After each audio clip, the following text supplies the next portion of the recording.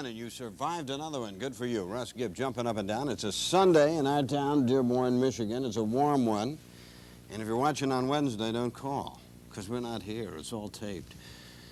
271-4848, that's the number, and we can talk about just about anything you want to talk about. It's really, you know, up to you. We can dig into controversy. People seem to like that. We can go into the Arab accusations that our police force acted with brutality. That was basically Access, I think, was promoting at least the investigation, and then they've gotten hold of the FBI and some other people. We can talk about that, how you feel about that. Did the schools stand up? Were the schools involved in that? You know, did they have a responsibility, or have they been very, very quiet about what went down? We can talk about that. Or we can talk about the new garbage thing, the new mandatory recycling. That's caused a lot of calls to me this week. People are very confused as to what to do and what not to do. I've invited Norm Gromalik, the head of the sanitation department, to maybe give us some hints as to what the hell we can do and what the hell we don't have to do. City Hall's getting a lot of complaints. People are very confused about what kind of bottles you put in, what you do, some of the labels you can't. I tried to get a label off last night, and I finally had to take scissors and hot water, and I'm saying enough of this, that's insane. And of course this is brought to you courtesy of the environmental freaks who are off to save everything. They forget that maybe our job is to pollute. Maybe that's man's major job, is to do the planet in. You know, just like, what do you call those little things? Maggots in the garbage can? Their job is to eat up all the... Maybe our job is to pollute. They don't like to even think about that, but that may be. 271-4848. I have no problem with recycling, but if it's going to be, you know, a real hassle for some people, I think maybe we're carrying it ad absurdum. Of course, the best thing if you really want to stop that, stop buying the products, folks. All you environmental freaks, stop driving your cars, stop buying any kind of packaging.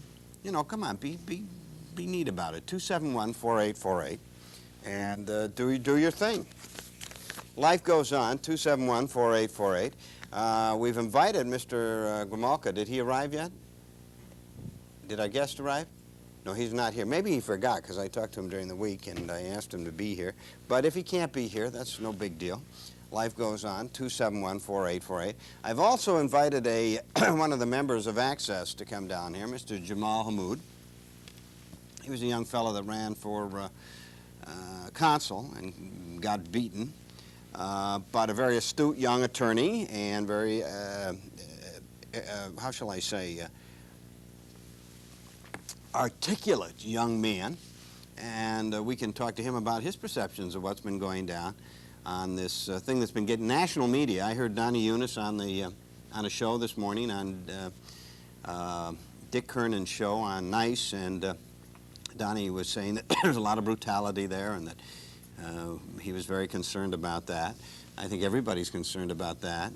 You know, if there's brutality in the Dearborn police, we certainly want to know about it.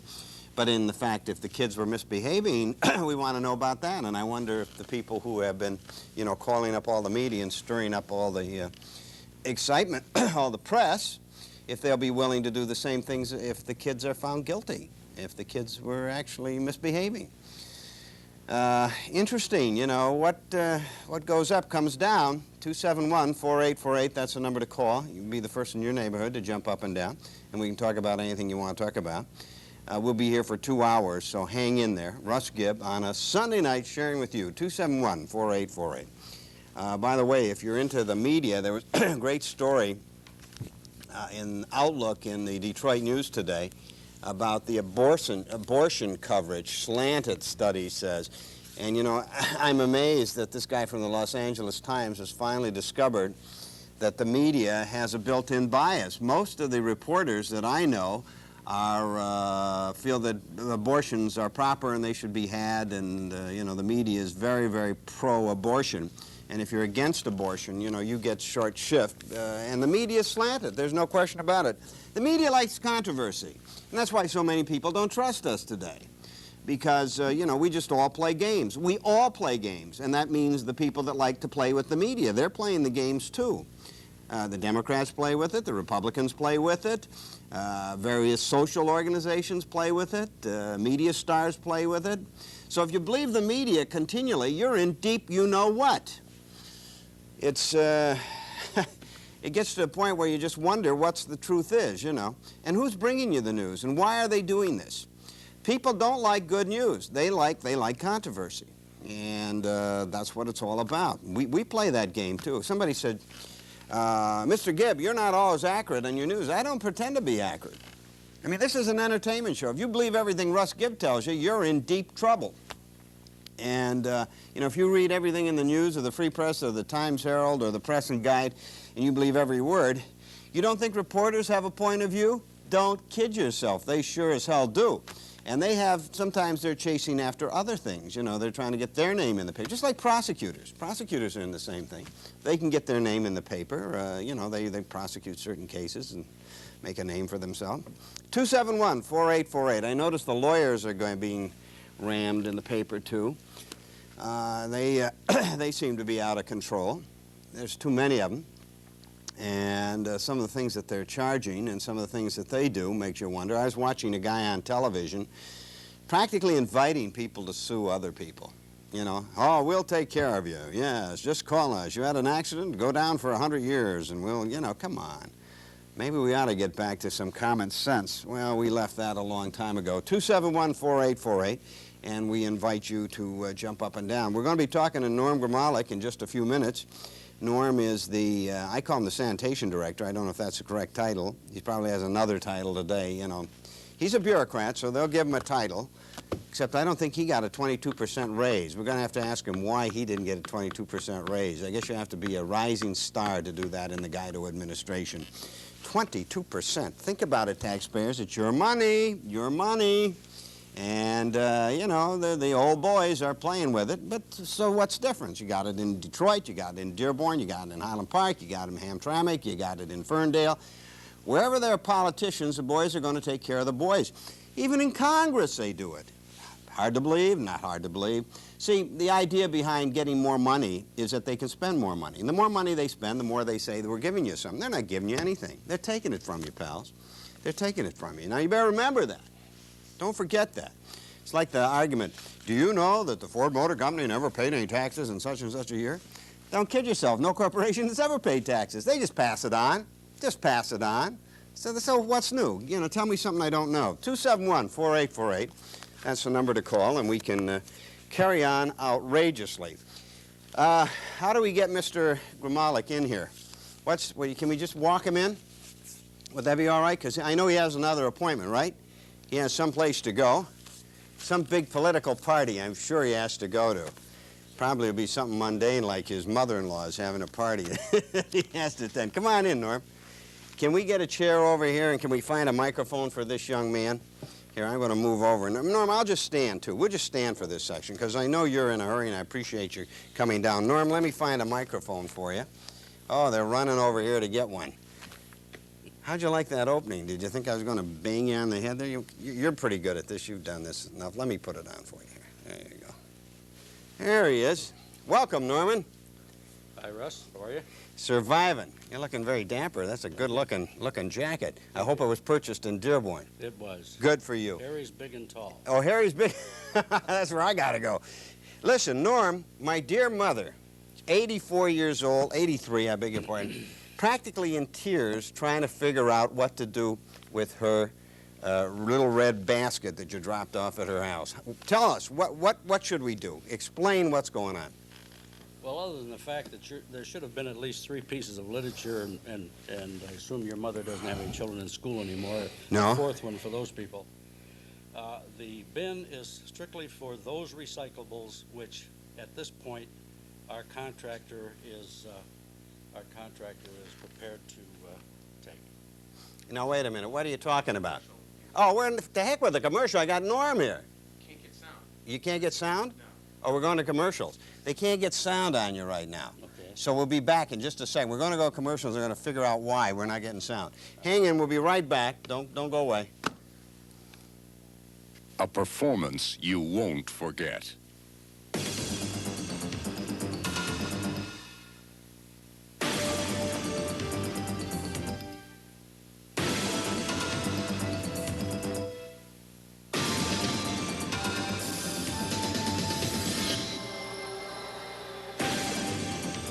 Ford Probe GT.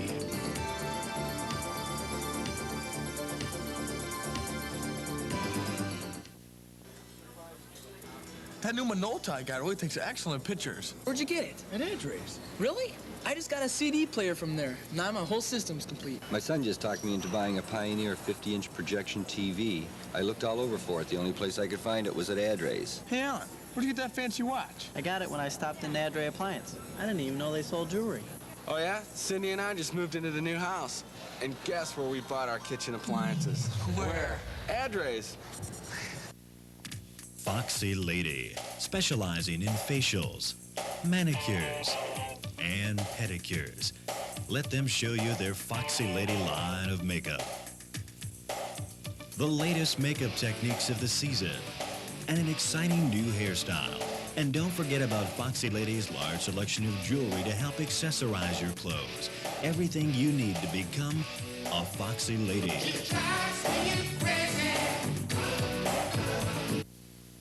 The finest homes have the most beautiful cabinets by DeGiulio.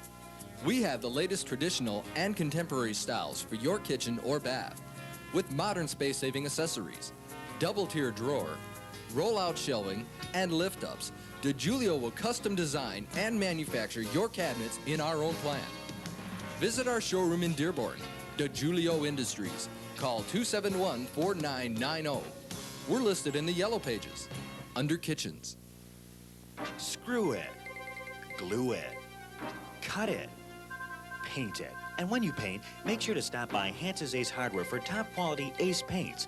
No matter what type of paint you need, interior or exterior, latex or enamel, flat or semi-gloss, you'll find it at Hansa's Ace Hardware in practically every color imaginable. Remember, Ace is your painting place. For all your paint and painting supplies, it's Hansa's Ace Hardware, 13320 West Warren, 1.5 blocks east of Schaefer Road in Dearborn. It just makes sense to let your children know about important decisions. Your parents told us about Trust 100. So we prearranged our funerals, too. So the kids don't have to worry about it. Everything is in writing. Trust 100 showed us how easy it is, and we chose exactly what I wanted. What we wanted. It was so simple. Trust 100 prearrangement is offered exclusively by these family-owned funeral homes. Trust 100 makes sense. It's thoughtful. Why'd we wait so long? Ah, technology, isn't it wonderful? Are we working? Is the guy working? Norm, I'm sorry about that. We seem to battle microphones around here at Cablevision every Sunday. I don't know whether it's the crew or whether the equipment, but we'll find out. But you understand problems like Certainly. that. I understand I got your title wrong. You're the Public Works Director. That's correct. I still like Sanitation Director. I mean, you know, that Whatever. includes everything. Clean up the bars and things like that. No toplesses and, you know, topless and anything like that. Norm, I was telling you about Mother Gibb, 83 years old, having a real problem with figuring out what to throw away and what to keep and how to do it. You want to take us through that? Sure. There are four major types of recyclables that we take. Okay. Newsprint, for one, newspapers. No, This here, okay? that's correct. No right. glossy newsprint. Not this. No, This not would that. be glossy like in a magazine. We don't want to take that. Usually, What do we do with that? that goes out with your regular trash. at this Regular point. trash, okay. They just, the news recyclers, paper recyclers can't, when that mixes in with the newsprint, that creates another problem of sorting it out after they get it. Okay, Thus, that reduces the cost of our return, for one. okay. The other are the two heavy or rigid plastics, the HDPE or PET.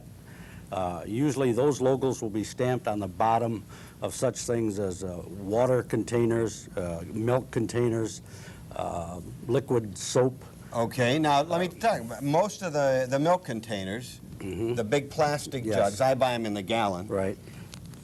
And then, That goes in that. We Yes. stamp on it. yes. What about if flat there's up. a paper label on it? You try to take any paper off of any containers, either the glass or the tin or the aluminum if possible. If it's too much of a job, just let it go, but rinse them out. Okay. All right, so we've talked about the newsprint or newspapers, and we've talked about the plastic, and either one of the two rigid plastics will be marked with a 1 or a 2. Where will that be, Norm? On the bottom of the bottle. Okay, on the bottom of the bottle. Now, things such as cottage cheese containers, Yeah. the yogurt containers, styrofoam, cleaning bags that you get from your cleaners. Okay. Those are not to be recycled. Put those in your regular trash. Okay. Then clear or colored glass, rinse those out, and just put them in the container as well. Any, like say you get a bottle of lemon juice and it's in a green glass bottle. Yes. Take the label off and throw that in. Right. Now, one thing to remember, don't put any caps in the bin. No caps to any containers. Oh, Even the milk caps, the blue? No, they all go out in the regular trash. It's a different kind of plastic, and the processor won't take those. Okay. All right. So and you're supposed to stomp on the plastic. If You you try can. to yes, flatten out the cans by taking off the top and the bottom. Now, what if you can't get the bottom? A lot of people are telling me they're having trouble, Norm, with that. There are some containers. For instance, I just happen to have some pop cans from out of state. Okay. The rolled bottom of those cans, their can openers just won't do it. Okay. And so just flatten those the best you can. Of course, somebody with my bulk doesn't have any problem. You can at handle all. that, yeah. A lightweight might have a problem. So you do the best you can.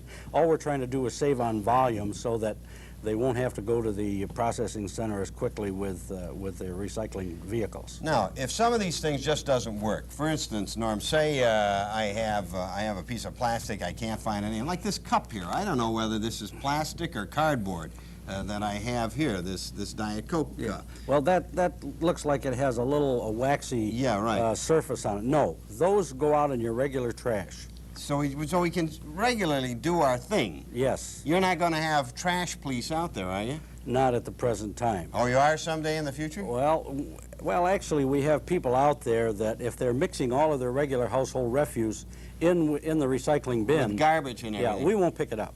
Okay. And we'll leave a notice to that homeowner as to why. Okay. Okay. Now, but Ken, what about our plastic bags, the garbage bags? No, don't. Those go out in your regular trash. Right. As a matter of fact, all of the newspapers should be bundled, not in a plastic bag nor in a paper shopping bag. They should be bundled. You mean tied? Tied. Oh, that's a pain. If they can't, the best thing to do would be probably to put a brick on top of them, something to keep them from blowing away. How come they don't use brown paper bags? Most people put their newspapers in there. Because the paper bag, as it's been explained to me, is a different kind of paper, and thus they have to separate the newspapers that are stuffed in them, and so that is another operation that these paper companies don't want to deal with. They don't want to deal with it. No. So, in other words, if you put newspapers out, you can put them in that box, but put something heavy over them. Mm-hmm. Maybe put your cans or something over them so they don't blow away, is basically what you're concerned I will say, however, that at the present time, at least initially, if people do put them in the shopping bags, they are taking them. Okay, now what about the comics? They're colored. I mean, they got all kind of ink in them. As long as it isn't glossy, they can go. Yeah, okay, so when, like the Times Herald here, this paper has colored ink on it, but this is okay. That's all right. Because it's not on glossy. Mm-hmm. Now, if it were on glossy, just forget like it. something like this, where you can see the shine, forget it. Right. Now, of course, this paper is well, this is glossy inside, too. Magazines, in other words, stay out. Right. And you put those away in their normal thing. Mm-hmm. Now, what about these little plastic forks? No, none of that. The only things that I've named, newspaper, the rigid plastic containers, the tin or metal or aluminum cans, take the bottoms and tops off when you can, flatten them, and the glass, both You don't break clear. the glass, though. No, You no, just no. leave the bottoms Wash in them out, rinse them out, try to get the label off. We don't expect somebody to get a wire brush and try to take them off if it's that difficult. Some use a better glue, I guess. Okay, yeah, I tried one yesterday, and I'll tell you, I was having a heck of a time. What about sort of the milk cartons that are sort of cardboard with wax on it or plastic? No, again, if I haven't mentioned it, that goes out in the regular trash. So it's only the plastic, obviously plastic big bottles. Those Coke bottles, things like that you could get. That's a rigid plastic, and we encourage the people to take those that have a deposit on them. Yeah, you get money for back those. to the retailers rather than throwing them away. But sometimes if you're visiting out of state and that where they don't have a deposit law, those are certainly permissible. They're usually aluminum and are recyclable. Okay, now what if you have more junk than that little box will hold? Well, if they're recyclable items, and cans, glass, things like that, put them out in another bag right next to it, and they'll pick them up. But if it's something of a large item, like a garage door, for instance, that's a special pickup and will be picked up by. You have to call for yes, that. Yes. If you're putting out a garage door or something big like that, you call. Now, Norm, what's the number if people are having problems and have questions? What number do they call for information? 943-2085. 943-2085. 85. That's 943-2085. They can ask for Mr. Norm Gamalik. Or they can ask for really our recycling coordinator, Simon Banda. Okay. And his number is 943 2433. 2433. However, if they call the 85 number, they'll get it and they can get the information that they need. Have other people been calling, though? We've been inundated with calls primarily for clarification. Right. I think people want to work on it. I think people are willing to do the work, except that they're saying, gee, I don't want to, do it incorrectly. That's normally, matter of fact, we have a sheet, a 3-page sheet of questions that have been asked, and we've put down the regular answers.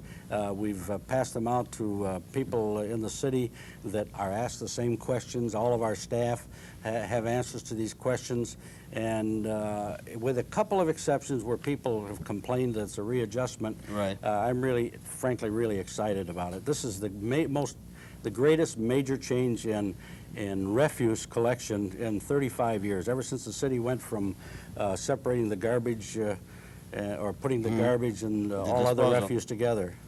What about disposals? Do we still demand that people use disposals? It's still a requirement in the building city. code, yes. I go back to World War II, and remember when we used to collect cans? Oh, yes. And, oh, by the way, paper. Styrofoam? No, not styrofoam. That you throw out normally, right? Yes. But I'm talking about the silver paper. What do you call it? Tin foil? Tin foil. And aluminum foil. At this point, they aren't prepared to take that. So we put that into ordinary trash yes. and just throw it away like we normally. Yeah, there really aren't enough markets yet for everything that people want to recycle, but there just isn't the market. And if we don't have a market for it, then what are we going to do with it? Collect it? Now, cardboard. Same thing. That is. We don't have a market for that yet. No. Now, basically, what we're doing then is we're saving on space in landfills, and then we're peddling some of this. Have you any idea how much this will return to the city? Well, there's no question that recycling, the revenue from recycling is a drop in the bucket for what the cost is. It's not cheaper to recycle, Russ. It's not? No, it isn't. As a matter of fact, our recycling component is costing us $714,000 for this year.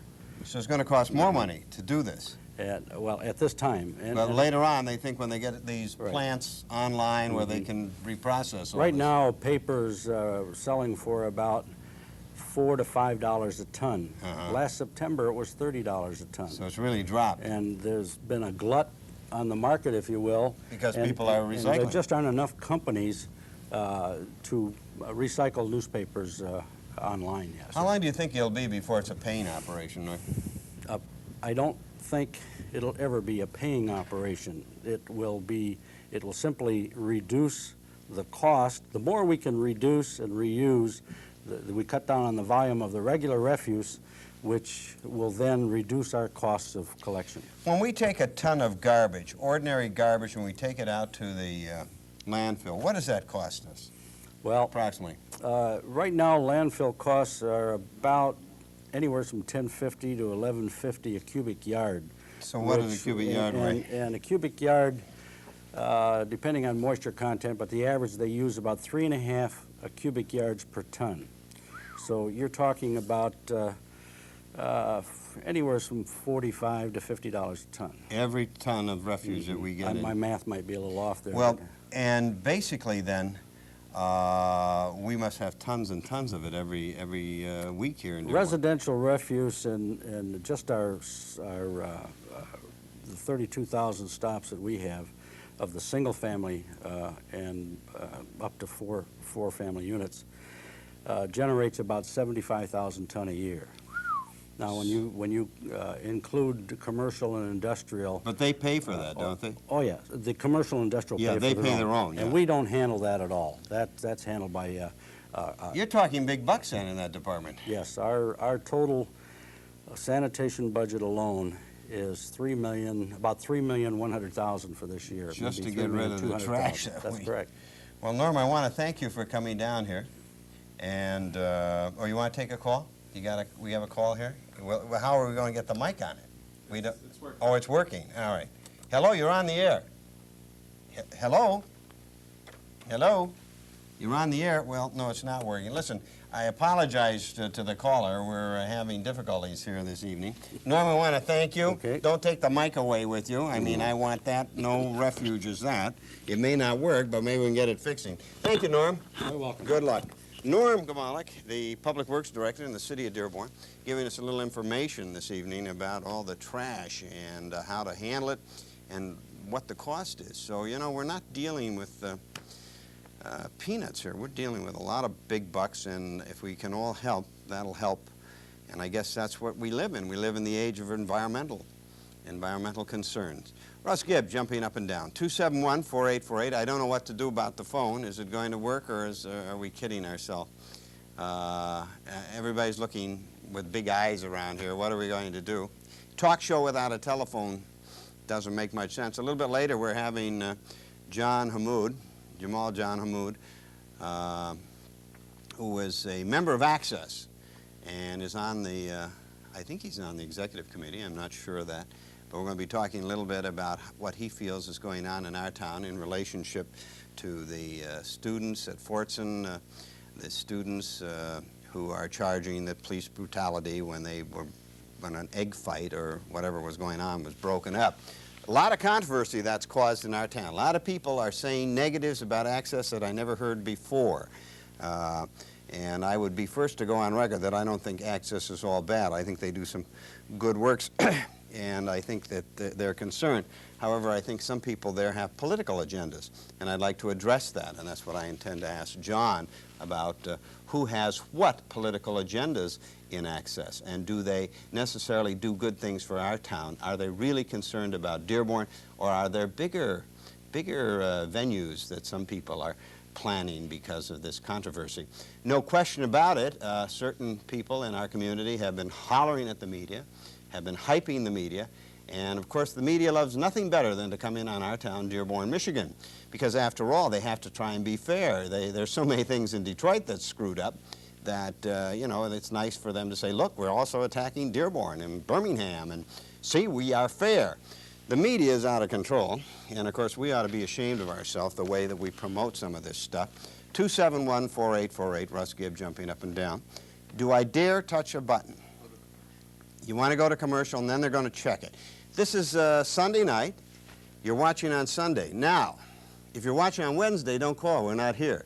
But you're welcome to give us a call and express your points of view. 271-4848. That's the number to call. It's live on a Sunday evening. It's warm, and we invite you to give us a call. We'll be right back as we try and figure out our phone lines tonight. Don't go away. Welcome to the Chamberton, serving French-American cuisine at its finest. Whether you're in the mood for shrimp helene, Greek-style rack of lamb, or fresh Norwegian salmon, it's the Chamberton, and nothing brings a dinner to a better ending than sweet treats. Enjoy the same fine menu, but with a more relaxed atmosphere. It's the Tavern. The Tavern offers entertainment every Tuesday through Saturday. And don't forget the sounds of jazz every Sunday evening. Join us tonight. Reservations suggested. The Chamberton or the Tavern, all at the Holiday Inn on Michigan Avenue, Dearborn. Taking down our last several sutures. Good to see you again. This is your third treatment. You're getting to be a real pro at this. Hold perfectly still and try to relax. You won't feel okay. The whole procedure takes... Wake up, Mr. Murdoch. Mr. Murdoch, wake up. How do you feel? You're doing just fine. Oakwood is advanced medicine. Call 1-800-543-WELL for the name of a physician on our staff.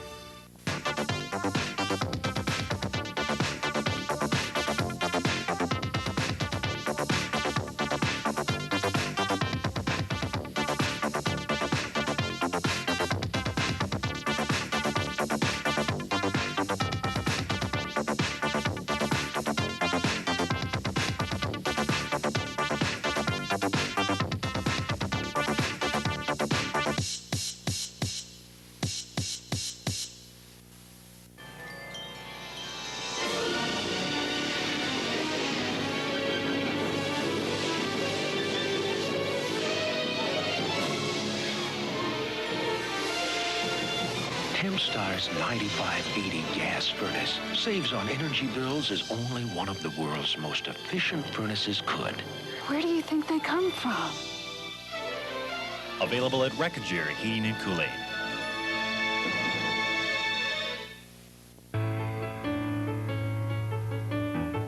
Campbell's Paint and Wallpaper of Dearborn is having an anniversary sale. We're located at 904 Mason, just north of Michigan Avenue. At Campbell's Paint and Wallpaper, we've been serving our customers since 1948. Campbell's features fuller paints, a wide variety of wallpaper, and picture frames. With 40 years of experience, we know how to make redecorating affordable. So celebrate with savings, and remember, Campbell's Paint always matches. Going to the Little Professor Book Center as a kid was the next best thing to candy. I would spend the whole day just looking at all of the children's books. Once I got a little older, my friends and I found new things in life, like boys and rock bands. But Little Professor seemed to still be there with yet a bigger selection. Oh, my styles and interests have all changed now since I was that little girl, and so has the Little Professor Book Center, but they're still there for me and my ever-changing needs. Little Professor Book Center, we're growing up with you. You know, Little Professor Bookstore, I like to go in there because you can also get lotto tickets, even though I've never won. Life goes on, 271-4848. We invite you to call live on a Sunday night. If you're watching on Wednesday, don't call. We're not here. Only on Sunday night. And we were talking a little bit about the new garbage pickup.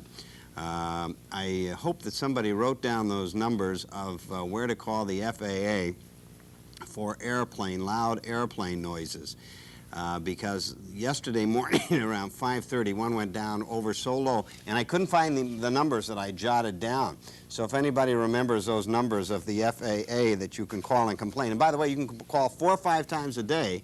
Oh, there they are. I got to write these down. 942-3348 or 942-3258. Now, if an airplane goes over too low or you think it's too loud or whatever, call up the FAA and make these complaints. And you can call 3 times a day with different complaints.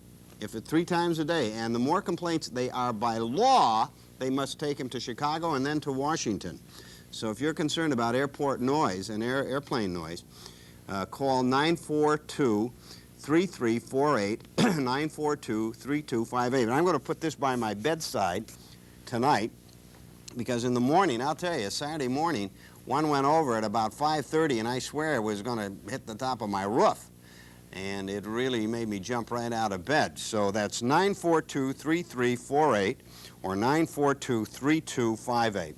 Well, what do you want to talk about? We were talking a little bit about the garbage pickup and how that's confused everybody. Talked a little bit about airplane noise, and also about the situation where some students of Arabic descent are complaining and saying that there was police brutality outside of Fortson High.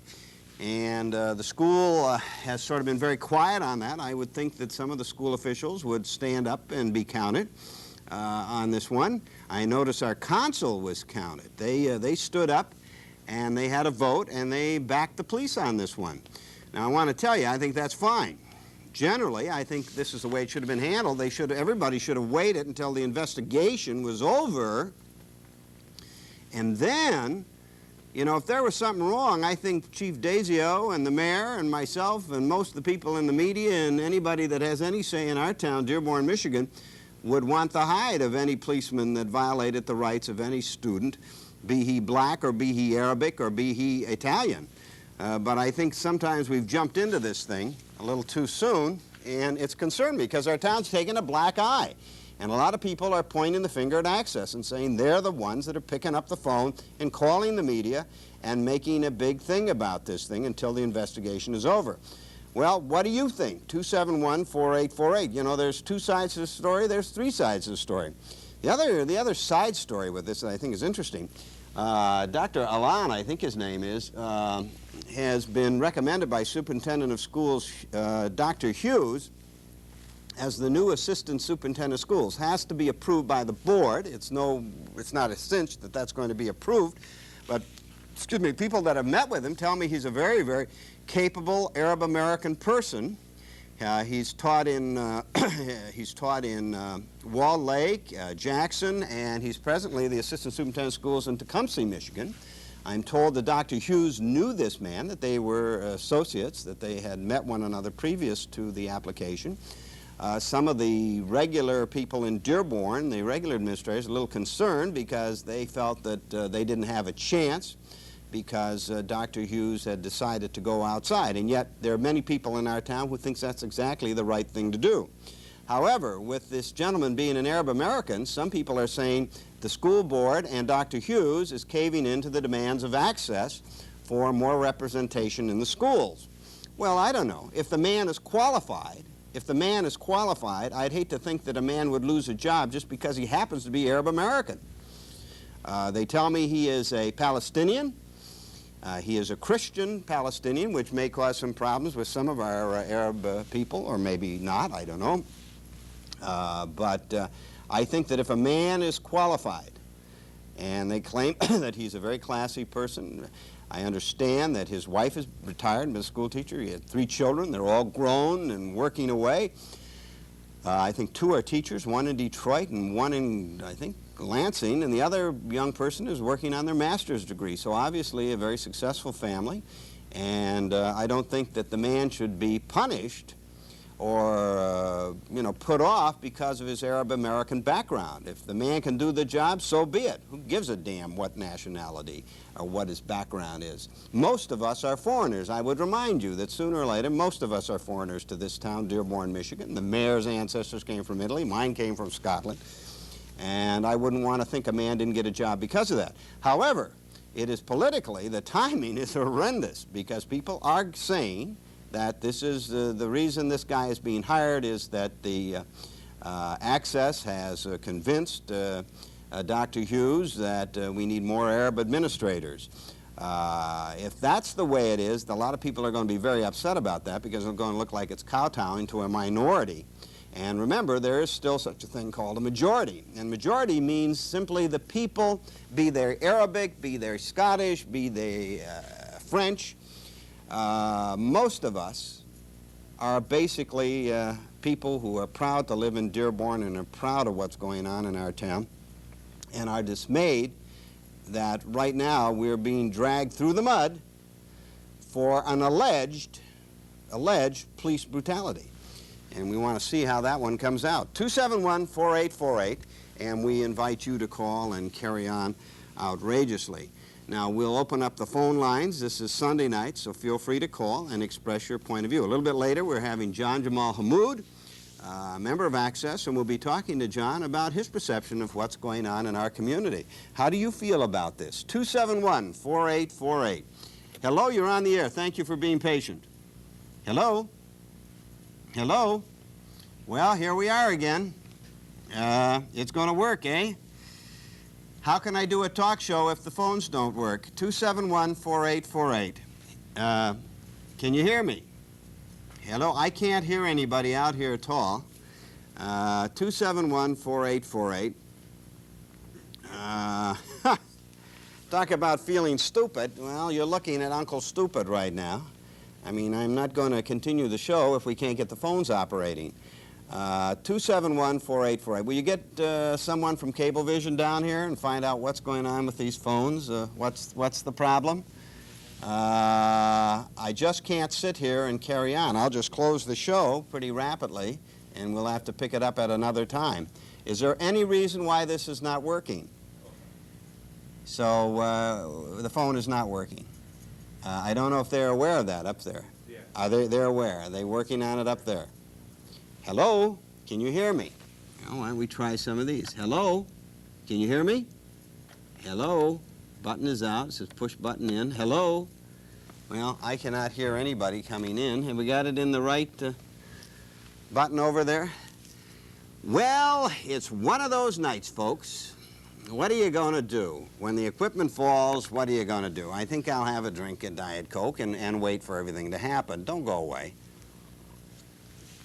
We'll give them a short shot to see if they can fix it, and if not, we'll just say goodnight. Life goes on in the big city. 271-4848. Hello, hello. Well, let me see. What did I want to talk about? Well, we talked about the airport noise, so that was interesting. And I gave you the numbers, 942-3348 or 942-3258. And if you have a complaint, those are the numbers to call, the FAA. You can call them, and they want me to go to commercials again. That's all we've been doing tonight, is going to commercials and not getting the phones working. How can I have a guest if the phones don't work? 271-4848. Russ Gibb carrying on, and ready to wring some necks tonight. Hey, whatever happened to my paddle? I used to have a paddle years ago when you were a teacher. If a kid got out of hand, you could crack him. Today, you can't do that. Democrat Lonnie Pollack up in Ann Arbor said, teachers, we should never have to hit a child. You're right, Lanny. Most kids, you never have to strike. I agree with you 100%. But there's always a few that's still the best education. A little smack. 271-4848. And we'll go to commercials, and hopefully the phone will be working that time. If not, Russ Gibb, I'll be right back. Don't go away. Now, podiatrist Dr. Alan Dorfman has laser. Laser, a red beam of light that vaporizes ingrown nails, removes unsightly warts and moles, destroys fungus quickly, painlessly. Dr. Dorfman has new in-office techniques that include microsurgery and laser. And seniors, Dr. Dorfman offers free pickup and delivery service to and from the office. Dr. Alan Dorfman, located at Michigan and Telegraph, is lighting the way with laser. Call today. In all the world, there's only one way to travel, the Uniglobe It way. is a busy week. The flight's full, but we were able to find you a seat. Thousands and thousands of business travelers rely on Uniglobe for their travel needs. It's confirmed. Flight, car, and hotel. Uniglobe, doing more for business travel than anyone in all the world. One world, one you, one travel agent. Welcome to the Chamberton, serving French-American cuisine at its finest. Whether you're in the mood for shrimp helene, Greek-style rack of lamb, or fresh Norwegian salmon, it's the Chamberton, and nothing brings a dinner to a better ending than sweet treats. Enjoy the same fine menu, but with a more relaxed atmosphere. It's the Tavern. The Tavern offers entertainment every Tuesday through Saturday. And don't forget the sounds of jazz every Sunday evening. Join us tonight. Reservations suggested. The Chamberton or the Tavern, all at the Holiday Inn on Michigan Avenue, Dearborn. It is possible to restore sharp focus and return the brilliance to colors. The vision problems caused by cataracts can be corrected.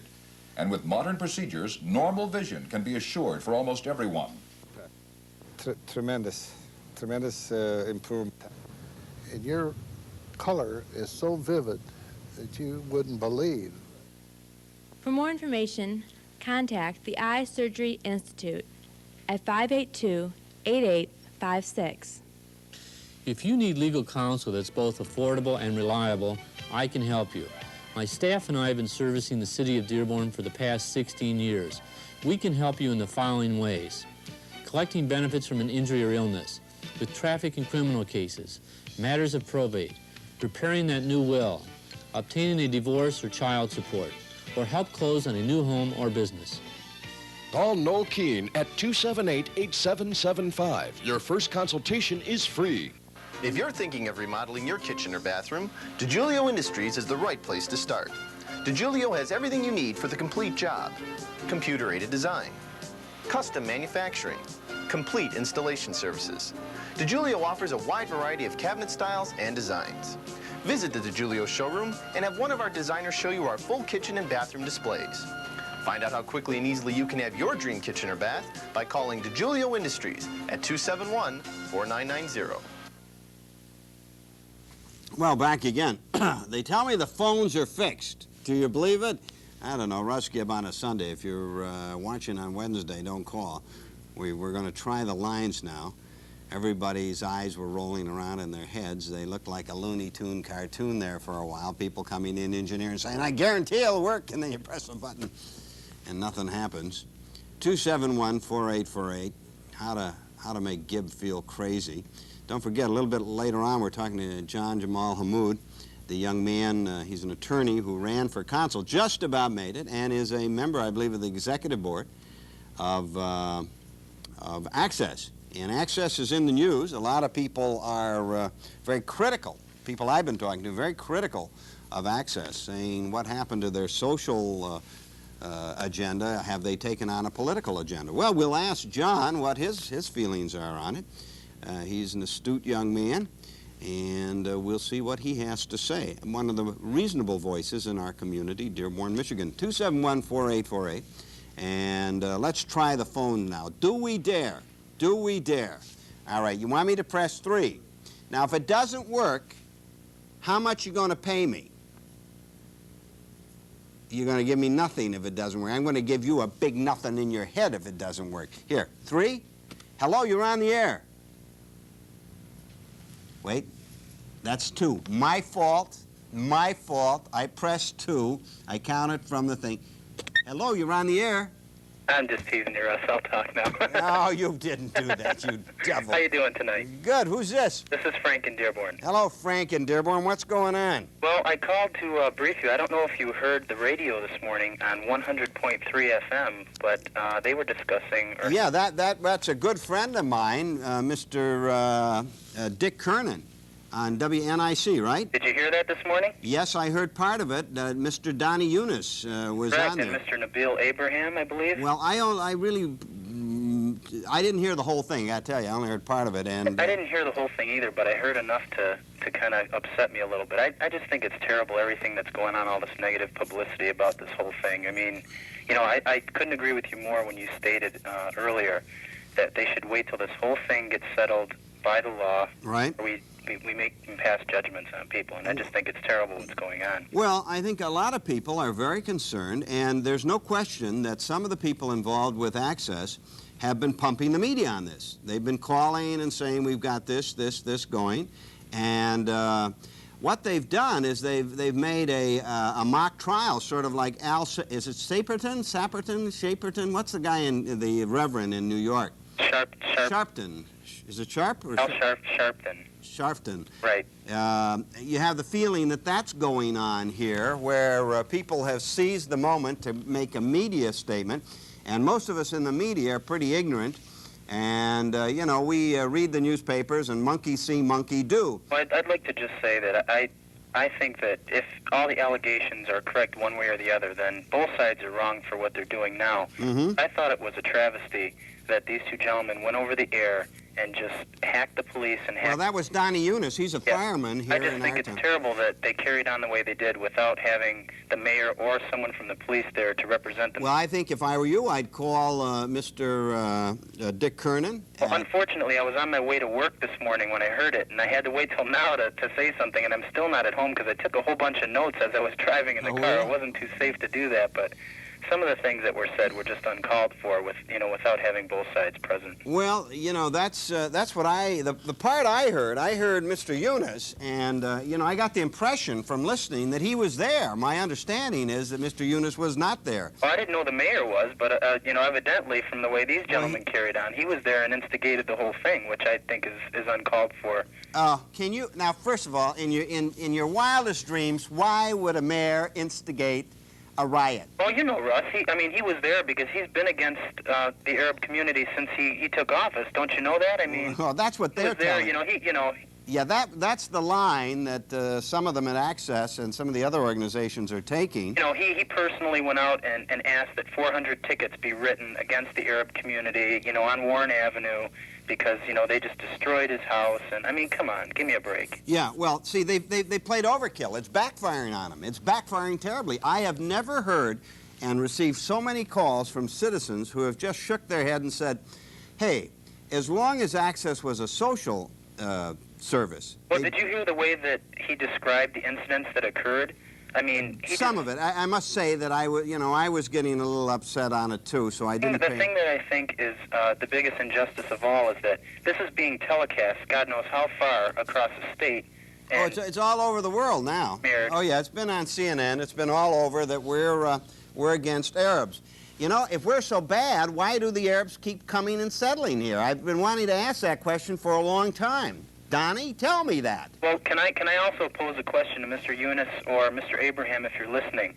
I doubt Mr. Abraham. I don't think he even lives in Dearborn, does he? They stated over the radio that it's wrong for anyone to stereotype the Arab community because there are so many different ethnic backgrounds within the Arab community. Exactly. How do they find it correct for them to stereotype the police force and to stereotype the mayor when they probably know as much about those people as we do about them? Well, look, Donnie likes publicity. There's no question that Mr. Eunice likes publicity, and that's his right, and he has a right to mouth off all he wants, and he can come on this show and mouth off. Well, I just want to state to them that I don't know who I represent out there, but I think that they're wrong for the way they went about approaching this, and for all of my level-headed thinking that I had going into this thing, trying to weigh what was going on, the pros and cons of each argument, and trying to argue both sides equally.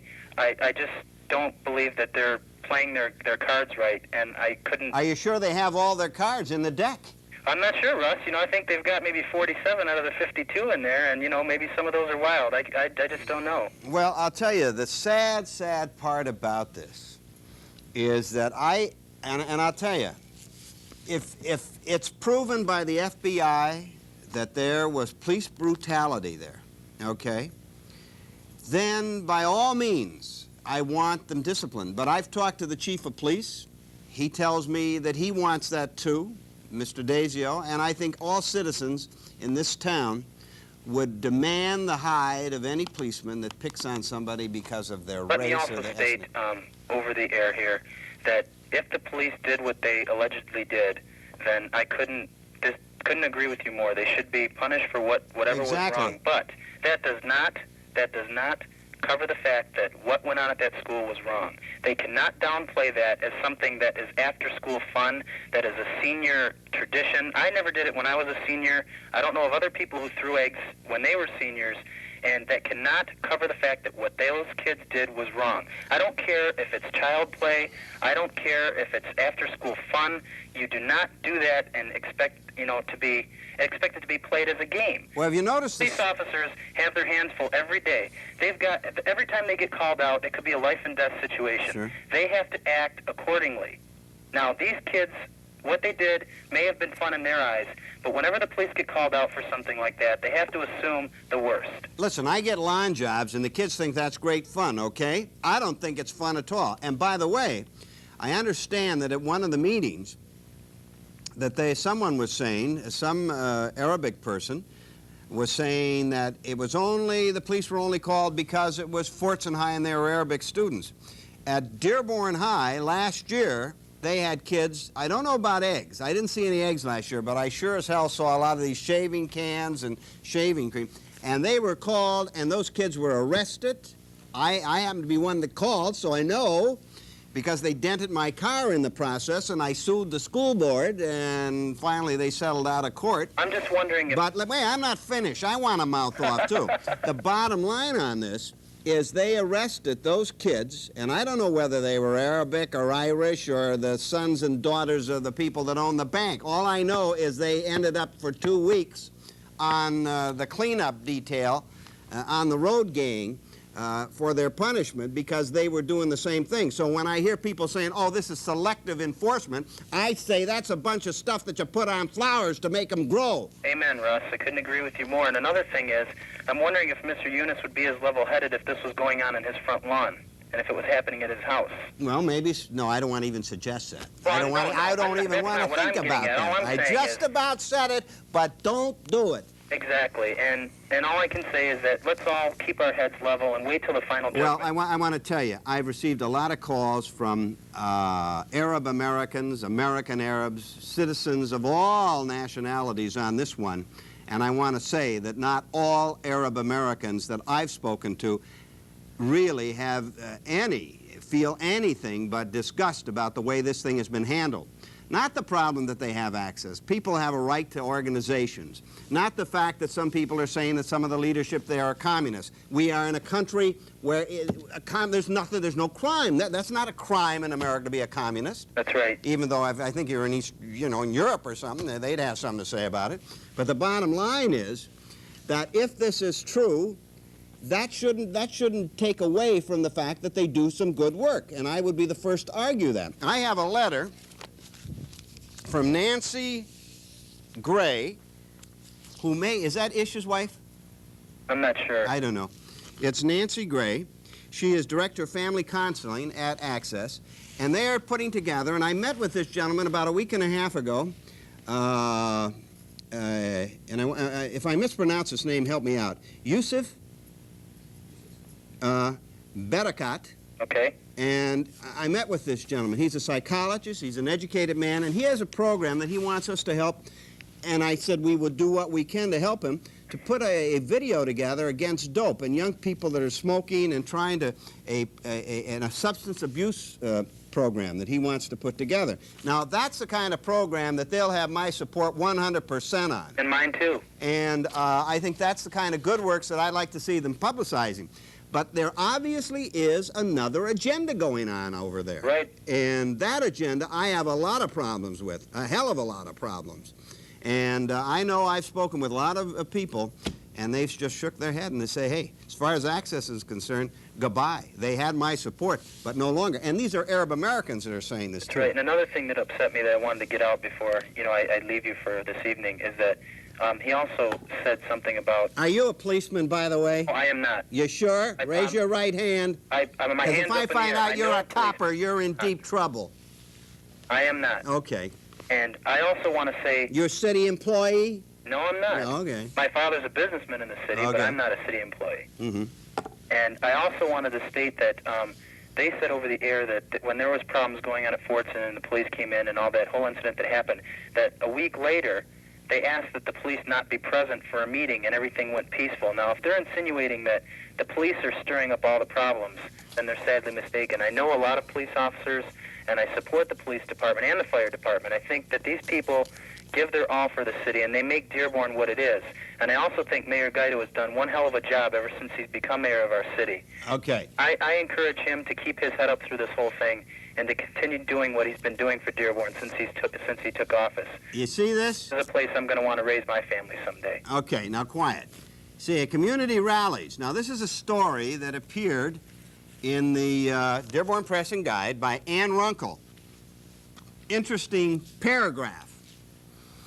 Harold Samhat, president of the Detroit chapter of the American Arab Anti-Discrimination Committee and vice chairman of the National ADC, had to announce the meeting adjourned after a handful of people from the audience spoke. He said the gathering had gotten, quote, out of control. Now, they talk about peaceful meetings. Evidently, some of their own people at that meeting couldn't control themselves. Yeah. And here's their head man admitting so in print. Now, in fairness to Mr. Samhat, the media sometimes misquotes people, so I'd like to have him have the right to tell me what he really said or what he thinks he said. Okay. But I thought that was an interesting comment about the way that meeting. And by the way, if there were 200, 300 people there, that's a very small percentage of the Arabic population here in Dearborn. The other thing I want to go on record, we talk about Arab people in this town. A lot of people talk about them. Just we talk about Italians. Oh, we talk about the mayor's mafia. Else, so. What are you talking about? I mean, come on. You're damn right we do. But you know one thing that always is said when you talk about Arab people? That they're hardworking. That many of these people work many, many hours. They run their party stores. They run their gas stations. But that's not all Arabic people. There are Arabic mechanics. There are Arabic repair people. There are Arabic electricians. There are Arabic tailors, restaurant owners. The assumption, and normally this is said, as God is my witness, we're lucky to have Arabic people in our community because they are, so many of them, hardworking. I couldn't agree more. And, you know, it's insulting when a few Arab leaders want to take the negatives in this town and blast them all over hell and high water. Now, that's my honest feeling. And my last comment before I leave you jumping up and down, for all of my Arabic neighbors and friends that are listening out there as well, I just would like them not to take any of this personally as far as being stereotyped about themselves, because some beautiful people that live around me are Arabic. Yep. And I wouldn't give them up for neighbors for anything in the world. But my last comment is just, let's wait and see what the final judgment is, and then those that are guilty, let them be guilty, but not before. Exactly. Well, I think that's what most people feel, and I think this is the big mistake that Access has made. They publicized this for other reasons, for political reasons, and it's going to come back to haunt them. Well, I know in their next telethon, a lot of people are going to say, wait a minute, I'm not giving to them if they're going to be political. They're going to tear it in. And you know, when you attack the police, rightly or wrongly, when you attack them, you're really attacking the fabric, the basic fabric of our community. You're damn right. And I'm, you know, I'm really upset about that. And when I talked to the chief, he said time after time, if my guys are wrong in this, if they have violated, then I'm going to bring down justice, and I'll bring down justice fast. And I think that should have been enough until after it, instead of publicizing it. But guilty or innocent, what happened was wrong, and it shouldn't have happened. Well, we got to remember, the bottom line, the kids were fooling around. Nobody's ever denied that. I have not heard one Arabic leader say our kids were not throwing eggs or fooling around. Exactly. Well, you have a good night, Russ.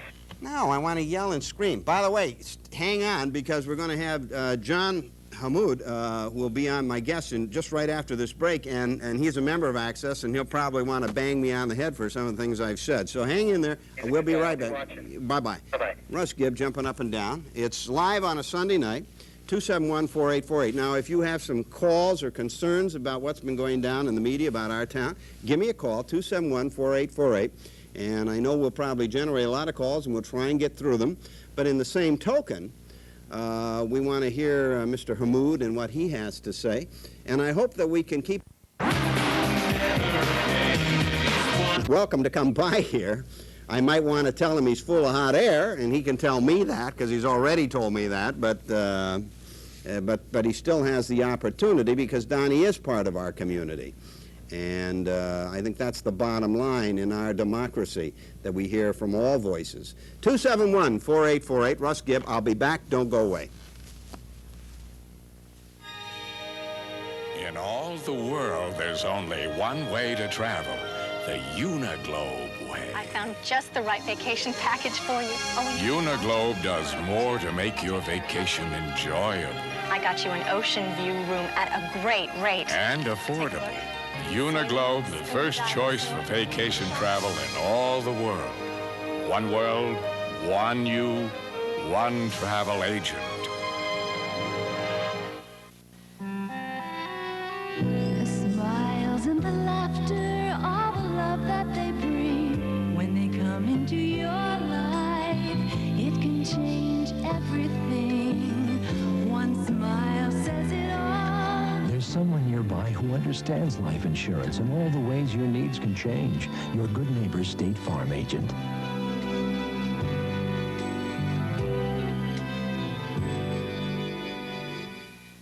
Yay, ice cream! Oh! Ah!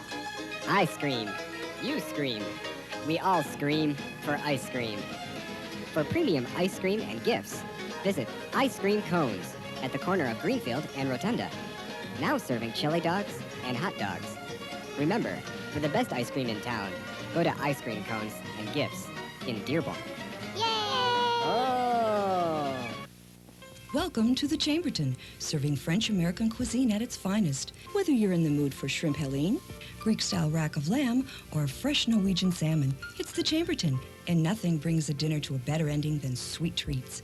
Enjoy the same fine menu, but with a more relaxed atmosphere. It's the Tavern.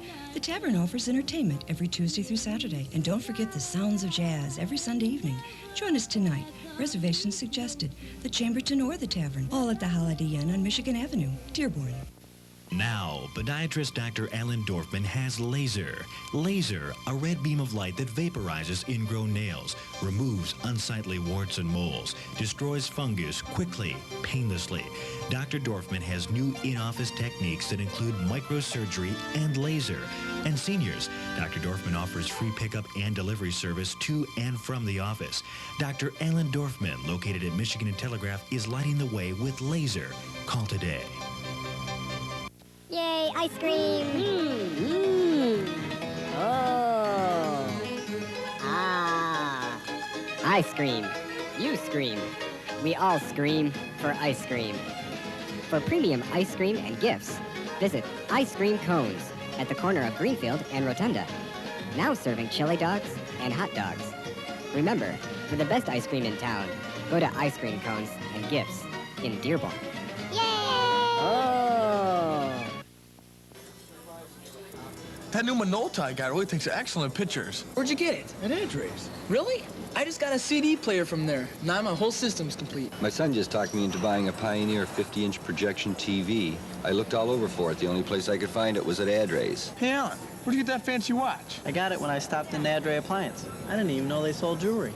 Oh, yeah? Cindy and I just moved into the new house. And guess where we bought our kitchen appliances? Where? Address. I'm Chester Lawrence. In the upcoming election, you will make an important hiring decision.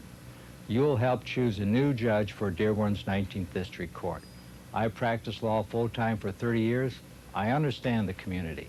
I have lived here since 1947. I'm concerned about crime, the punishment of criminals, and victims' rights. You share these concerns, vote for me, Chester Lawrence. Paid for by committee to elect Lawrence judge. Russ Gibb jumping up and down. Welcome. You got your bow tie on. The last time I saw you, you looked like a yuppie. You were in slacks, and did you get married yet now? No, not yet. A couple of weeks. Couple of weeks. That's right. I was driving by your home the other day. That's a pretty nice apartment complex you're in there, young man. I like it. Lawyers must do pretty well. That's a pretty nice house over there. It's not bad. It's comfortable. It's comfortable. Yeah. John, is it John Jamal Hamoud, or is it really Jamal Hamoud? It's Jamal, and John is my middle name, and Hamoud. John is really my middle name. Were you born in America? No, I was born in Lebanon, but I was a natural-born citizen, though. My parents were essentially on vacation. Yeah, I mean, they were both American citizens. And so do you have dual citizenship? No, I never had a Lebanese citizenship. I was born as a U.S. citizen. Graduate of Fortune High? Correct. An attorney? That's correct. What's your specialty in law? Commercial business litigation. Okay. Contract disputes. Now, John, I was reading this letter from Access, and I just showed you, and I know I've done with it. Oh, it's right here. And I was looking over the executive committee, and I don't see your name on there. I see Linda Halleck is the president, Donnie Eunice is the vice president. Correct.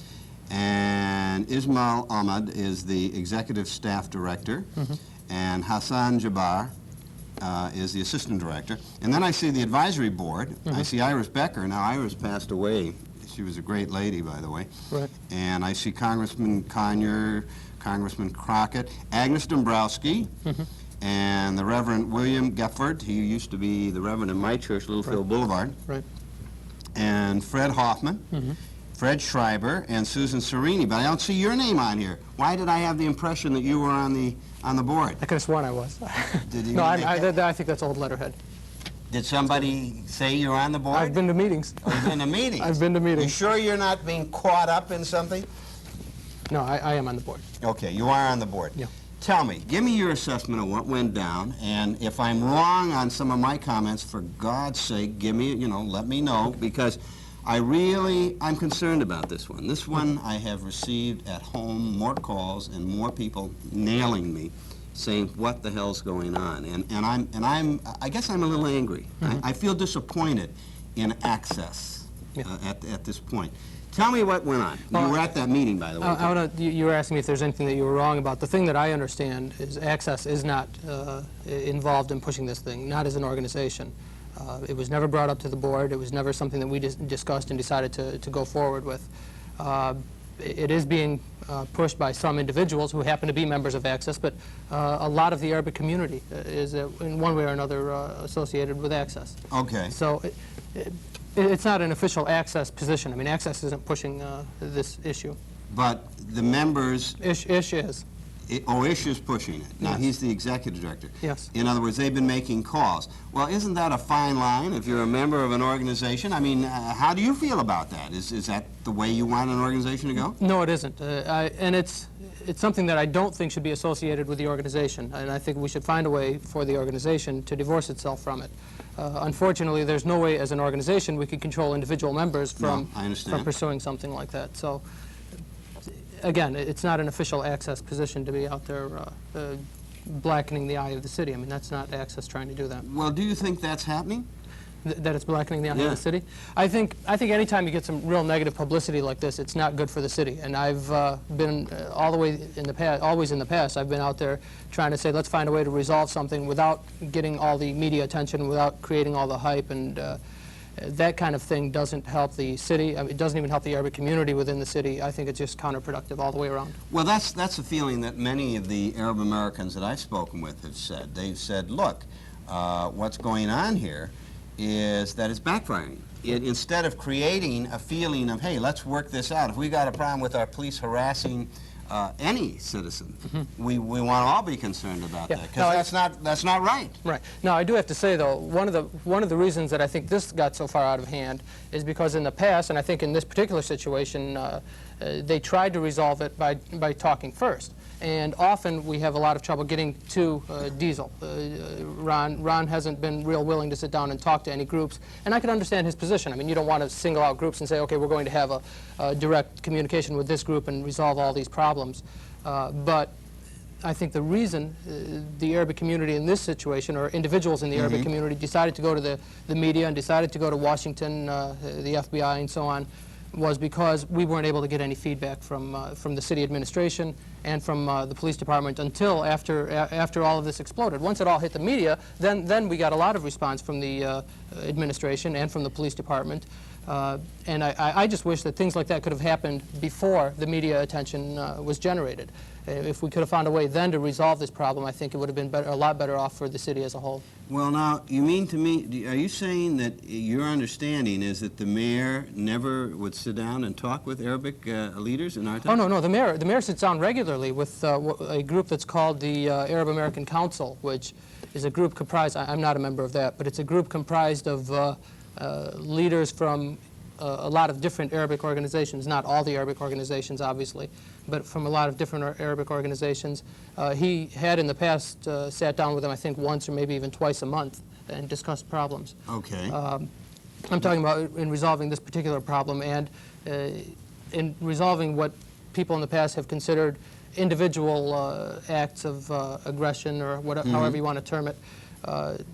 In the past, when we've gone to Ron to discuss problems like that. This is Chief Daisel. Chief Daisel.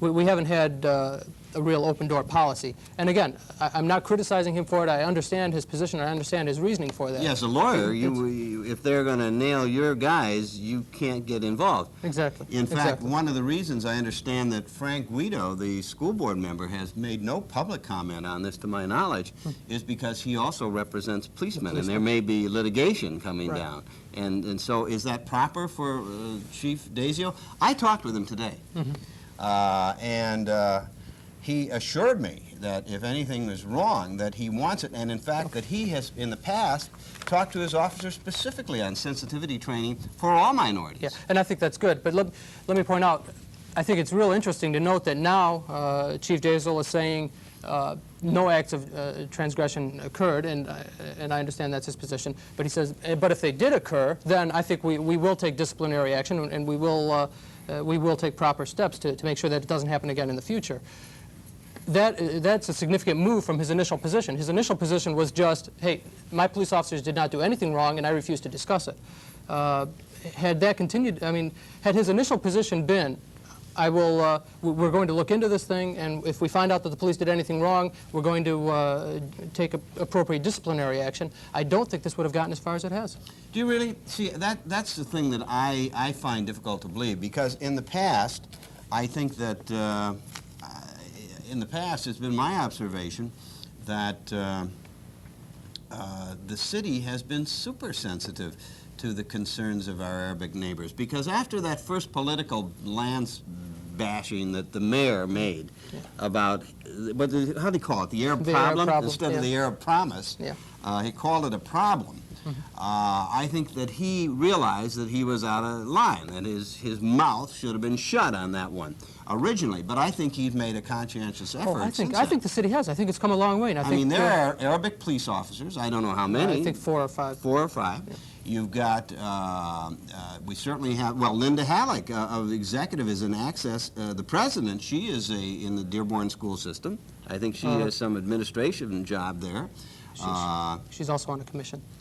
She's on this commission that meets with the mayor? No, she's on a commission. I think the building, or the Building and Site? No, City Planning Commission, I think. Oh, the City Planning Commission. I think that's so there are, there are Arabic people in the background here working. Sure.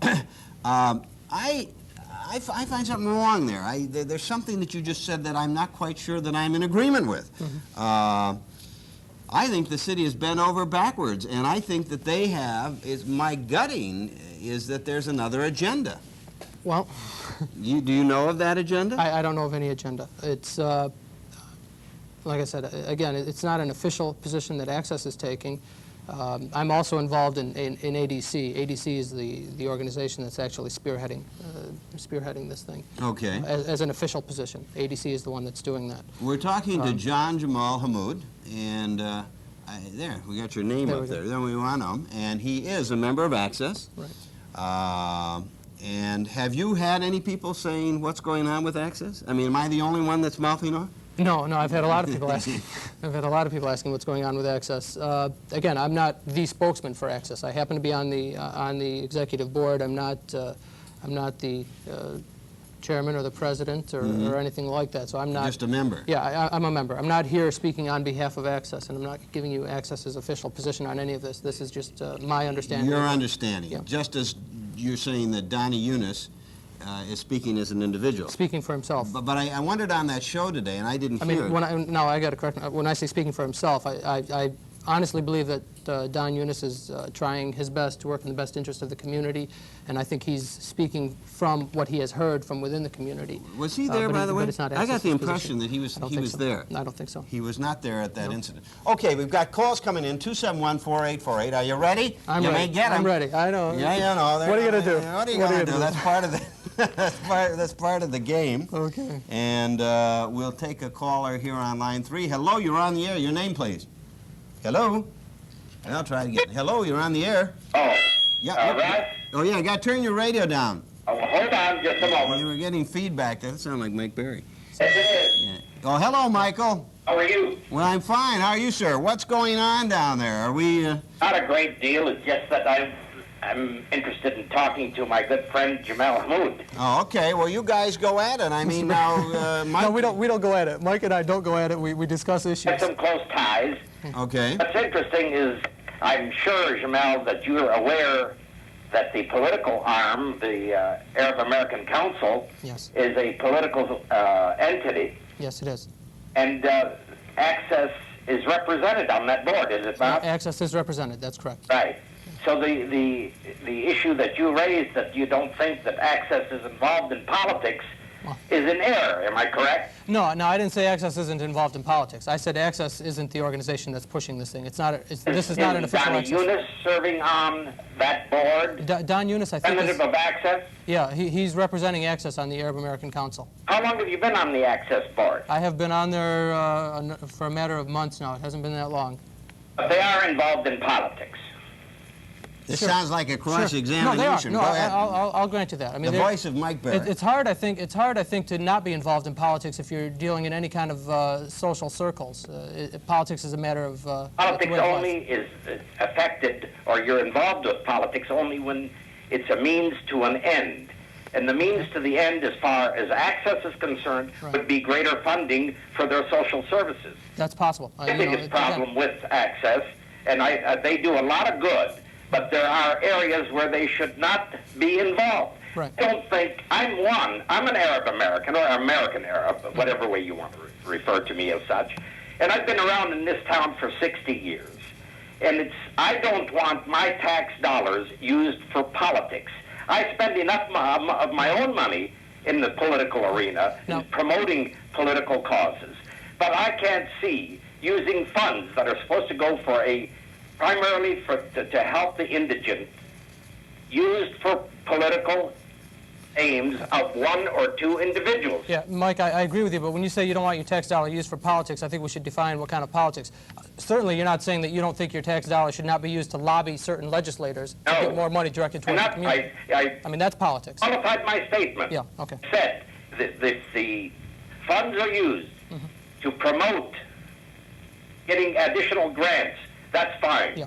But they are invading a different arena. You're right. You're right. Now, when they do that, and I'm in total agreement with you, I don't think Access should be doing something like that. I got involved on a number of occasions when things have come up in the past at board meetings, and I've opposed actions or suggestions that we get involved in anything other than purely social or political things that are geared towards the social... As well as I, in this particular incident that took place at Fortson High School, and again, I am in favor of waiting until all the results of the investigation by both FBI and the Dearborn Police. I'm in total agreement with you there, Mike. And then we should then come down hard on either group. Exactly, and I said that to an Arabic audience, Mike, and I'm sure you're aware of that. I spoke to an Arabic audience telling them that the Arabic community should get behind the students, but if it turns out that the students actually disobeyed police officers when the police officers arrived at the scene and said, okay, it's time to disperse, if the children disobeyed the police officers or broke the law, threw eggs at the police or whatever, as Chief Dazio is now suggesting happened, if we find out that that happened, the Arabic community has to be willing to get down on the Arabic children and explain to them that they can't do those kinds of things. But wait a minute. John, will they also be willing, will Mr. Yunus and these other gentlemen, will they be willing to call up all the national media and say, look, our Arab kids were wrong? It should never have gotten to the national media. It should never have gotten But how did it get there? I had no... I know how it got there. There was people that are at least members of Access. It got there over my objections, not because of anything I did. As I understand it, the moving factor in this whole program, and I call it a program, was Access. Access's leadership, it pushed ADC, brought them in to create a problem that should never have arisen. I think we could have taken care of our own, and I think Jim Khalil was doing a good job in trying to bring about peace and harmony, and all of a sudden, Zingo, one of Access's people, is in there pushing and pushing hard for a confrontation. And I think this is totally wrong. Our community can't afford it. Look, we've got an uphill fight in Dearborn to get back to what we were in the 40s and 50s. We have regressed. And I resent what's happened. I'm part of this community. I'm not only part of the Arabic community, but I've been part of the city of Dearborn community for 60 years. And we've enjoyed... And a very valuable part of both communities, Mike, if I might interrupt you. But I think that we've got to get back to a level of normalcy where we can sit down with the administration and say, we're not asking for anything special. We just want to be treated like any other American citizen. Absolutely, absolutely. And I think that's a point that's well taken, and I think that's the position that we have to be taking. My concern, though, Mike, and you keep repeating that Access did something, it wasn't something that was brought up at a board meeting. I never voted to do anything like this. Normally, Jamal, you know as well as I do, they're not about to do that. Well, that's the problem. It becomes a matter of record, and when those records are made available to governmental agencies, somebody's going to get hurt by way of grants. Well, we have to make sure we've got some form of accountability, and I think, believe me, this will be discussed at the next meeting I'm attending. That's if I continue to be a member. Do you think they might kick you out? I don't know that they're going to kick me out. I don't think I'm doing anything that's going to harm Access. I think, you know, you asked me earlier about the Mandela thing. Well, I asked you about tickets, whether or not they had purchased tickets to the Mandela, I want to say concert, but I don't mean that, a speech, the big rally down at Tiger Stadium.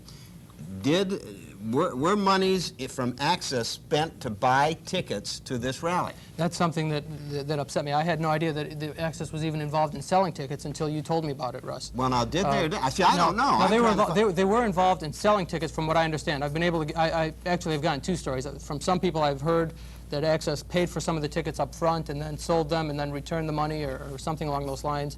And from other people I've heard that all Access did was acted as a source to sell the tickets. Yeah, like either way, I'm not thrilled. I mean, it never came up at a board meeting, and I would like to have voted to agree to have Access involved in selling the tickets. Well, who actually runs Access? Ish.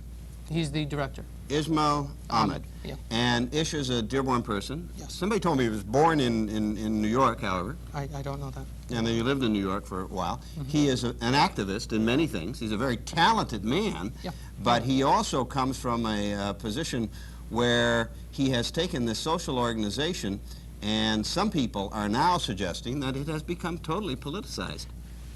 Again, I'm involved in Access because I like some of the social programs that Access is promoting, and I'd like to see it continue along those lines, and whatever I can do to help it do that. In the area of social services, they've done an excellent job. I don't argue that point, but I think they've stepped over the border. And I'm very concerned to the extent that they have. To the extent that they've stepped over the border, this Mandela thing we were just talking about is another example of something that occurred without the board having any knowledge. I certainly didn't have any knowledge of it. Well, does the board really have any power then? That's my concern, and that's why earlier when I said that if I continue to be a board member of Access, I think I'm going to bring some of these things out at the next board meeting, and I'll announce here on your show that I'm prepared to resign if it turns out that we spent any money at all in buying tickets for Mandela. And it's not just because Mandela and I'm opposed to Mandela or anything like that. It's because it shows I think a pattern of taking action without bringing it to the board and without giving the board the responsibility of deciding. I objected once in the past when they were promoting a Republican event that without bringing it to the board for the board decision. That upset me then, and this obviously equally upset me. And if it turns out that Access did in fact spend any money at all on this Mandela thing, I'm prepared to resign. Well, how can you find out? Mike, is there a way? I'm going to at the next meeting, certainly. I'm going to ask to see whatever records we can to determine whether or not money was spent on that. I don't think that's appropriate, and I agree with you, Mike. Access cannot get involved in political things, especially controversial political things like this, and at the cost of jeopardizing its social agenda. Which I think most people agree and want to help. Yeah, a lot of people want to help the social program. You know, what's wrong with helping people? See, I don't have a problem with that. Right. That's what we're here for. Sure. Exactly. And but I got to say something here too, because you know, in fairness to those people, Mike Berry is an old friend of mine, and I think I've told you the reason why, and I've said it many times. So, you know, I'm a little biased toward Mr. Berry because he has been such a good friend, and we grew up in the time when we were all immigrants, and you know, Mike was and I was, and yet we were friends because I didn't give a damn whether his name was Barry or whatever, Jamal. It was that he was a friend and he helped me when I needed help. And you know, and that's what we had, I think, in this community, Mike. I think that's what you were alluding to, were you not? There was no real distinctions made where we were brought up.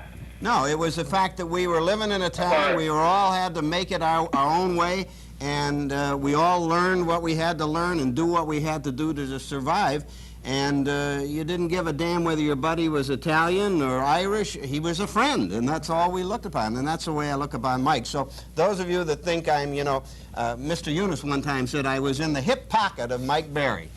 And he's absolutely right. He's absolutely right. I trust Mike Berry because when I needed a friend, when I was getting kicked around, Mike Berry was there. And I'll never forget that from that man till my dying day. You hear me? So if you want to say Gibb is prejudiced and that he's taking Mike Berry's side, maybe you can say that. I hope not. I hope I can be fair because that's the way Mike Berry has been to me. He's always been fair and he's always told it like it is. And tell him how many times we've disagreed, Mike. Take care. Mike, thank you for calling. Night. Good night. Bye, Mike. Now, there's one of the leaders. By the way, you know how Mike works. Mike works mostly behind the scenes. Oh, yeah, yeah. I mean, he's a very powerful man. I mean, I've been there when he has had the governor and his wife, and John Dingell and his wife, and when he picks up the phone, people listen. Sure. No, Mike is a very influential person and somebody that the Arabic community should actually utilize much more as a resource. Well, I think there's maybe some fear that Mike, you know, doesn't want to play all these confrontational things. Mike is a man who says, let's work together. Anyway, Mike Berry, very powerful man. Okay. Here, we got Donnie on line 2. I want to take Donnie. Hang on. Now, Don and Mike, before we get to Don and Mike, I think, represent two very diverse opinions within the Arabic community. Right. And I honestly believe that both of them are working very hard for the community and trying in their own ways to help the community. And if there was some way we can get the two of them together to work together, I think the Arabic community in Dearborn would really benefit. Oh, well, I agree. I would agree with that. Okay. Hello, Don. Hi. You're on the air. You've been taking some heat. Oh, that's okay. Don, how are you doing? Hi, Jamil. I've taken heat before, and I just want to call to correct almost everything that was said. Okay. Of course, Mr. Berry has something about Access because Access speaks for the community, and I think he's somewhat envious of the fact that we've accomplished much of what he never even attempted. And Okay, there's a little dig at Michael. Put up the voice of Don Eunice, please. You know, I want to make some things clear here. First of all, the radio program this morning, I spoke very highly of the Dearborn police. Well, I heard you say that not all the police were bad guys. I heard you say that. In fact, the greater majority of them are outstanding police officers. And we should stress that Don Eunice is a captain in the Dearborn Fire Department, so What I did emphasize was that in the United States of America we have laws, and that when anybody is arrested, that doesn't mean that the police have the right to beat them up. And Mr. Berry, being a lawyer, and Mr. Hamoud also a lawyer, I'm sure would agree with that. Now, are you sure that they were beat up? Well, Mr. Hamoud was there, I think it was, when all the children testified in front of everybody in the community that has anything to say about it. For 5 hours, they testified in front of us. In front of you, but did they front in front of, you know, that was a very partial group there. It was a partial group, but we asked them categorically to identify and tell us exactly what happened. Witnesses verified exactly what they were saying. Now, that's a matter of court, and I agree with you, Russ, that we should let the courts decide that. Well, why all the publicity beforehand, then, Donnie? Good question. I have no idea how the publicity was achieved. The thing is that...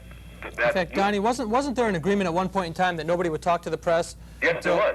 And I mean, it was really, the Arabic community, I think, really made an effort at during this thing to not go to the press, and I don't know how it got started. Jamel, if you remember that the police chief said he had not gotten any complaints yet, right. Because for 10 days, ADC and the lawyers from Washington were documenting everything because and I met with them. They don't want to go to the police department unless they knew for sure that something wrong had happened. Exactly. And so it was not for 10 days. Now, how the media picked up on it, Russ, you can answer that question better than I can. Well, I know the media reads the media, but Donnie, I for the life of me, and I was with one of your, supposedly one of your great buddies over the years, a guy that you know and I know both.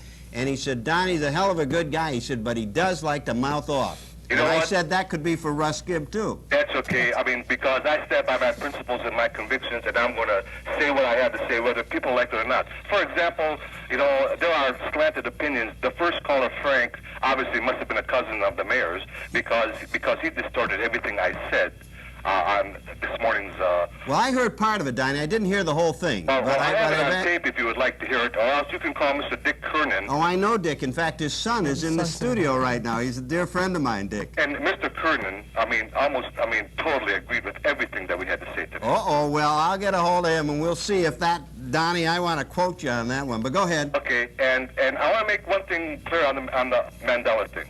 That obviously Mr.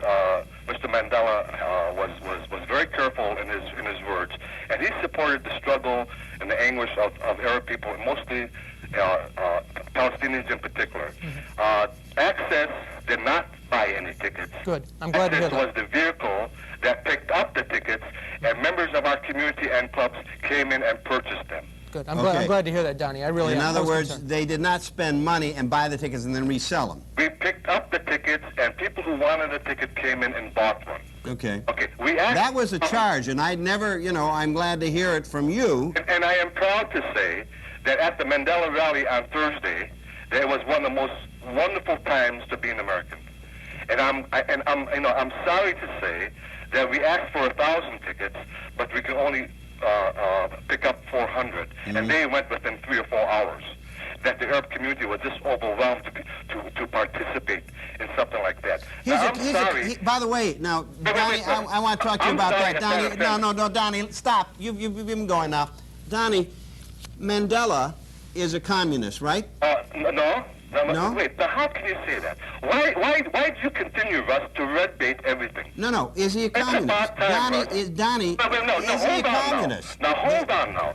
Now, you're not being fair. What do you mean? I'm just asking a question, Donnie. McCarthy died 25 years ago, Russ. No. Not when we've had what's going on in the Soviet Union and Poland and Eastern Europe. It hasn't died. There's a lot of questions going on about it right today, Donnie. That's what the Don't wave that flag, Donnie. He addressed the Congress of this country, and yet Russ Gibb in Dearborn attempts to red bait him because he's playing... Oh, you like to really get down and personal. Well, how about, do you have any communists? Do you have any communists?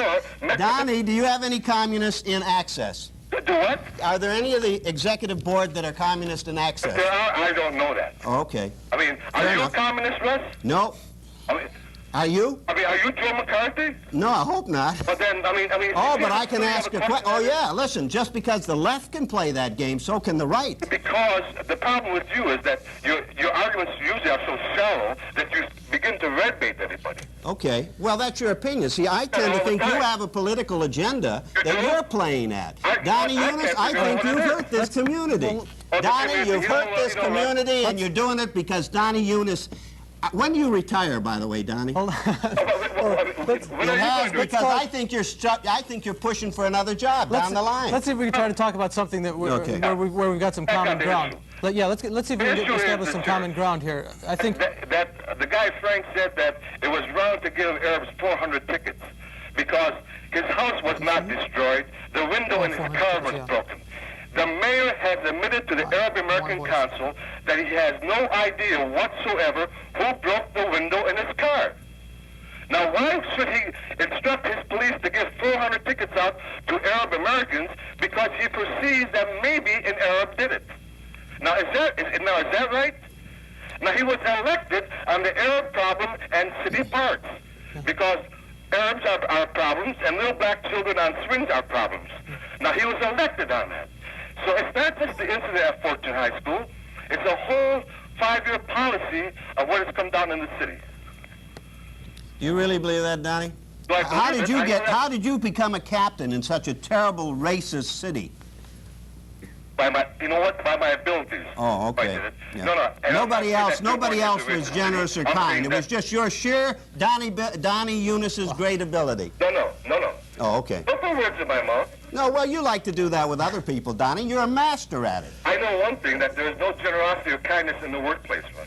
I do know that much. Well, however, I mean, my personal life is my own personal life. Yeah, I mean, how did you ever become a school teacher? That's right, Donnie. I mean, I can question you on that also. Yeah, Donnie, when you get a guy like yourself who likes to rabble-rouse, there's no question in my mind that you can play any game you want, and you're good at it. Is Dearborn a racist city, Russ? Well, what do you think? What do you think? You answer me that. Is Dearborn a racist city, Donnie? Is Dearborn a racist city? Donnie Eunice, answer the question. You asked it. Historically, it has been known throughout this United States.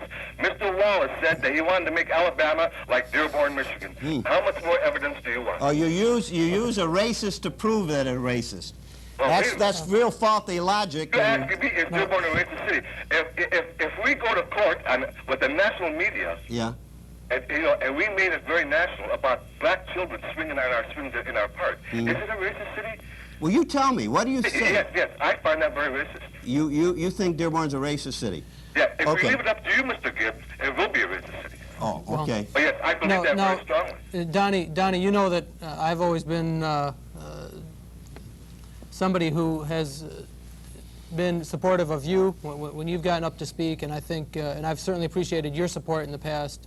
But I think, in terms of saying that Russ is racist, Russ has also been. I'll stand on my record just as Donnie wants to stand on his. Russ, in all due fairness, Russ has been fair, at least to me, and I think he's been honestly trying to help out the Arabic community and trying to promote some of the positive things that the Arabic community has done. First of all, he sits on that tube, every Sunday night and attacks Access. Russ Gibb, have you ever been to Access? Yes, once. When? About 4 years ago, I came down when you had the mural painted down there. Okay. I stand corrected. How long were you there? For 20 minutes or so? I wasn't there very long. Yeah, I mean, because obviously. But I've had Access people on. But I've had Access people on the show. Yeah, well, you know very little about Access because you wouldn't talk that way if you've been down there. And Mike Berry was at Access the last time 7 years ago, and we were, an infant then. However, I mean, why you insist on setting Jamel Hamoud up with Mike Berry, every other Sunday, and let me explain something about what Mike Berry said also. Jim Khalil is his brother-in-law, and these two men are fighting for control of the Arab American Congress. Now, I'm sorry if a family feud has been injected into this whole thing, but leave Access out of it. Now, the Arab American Council acts as its representative. Now, I don't know if we're political or not. We sit there and we discuss problems in Dearborn. Anyways, we've attempted to for 2 years.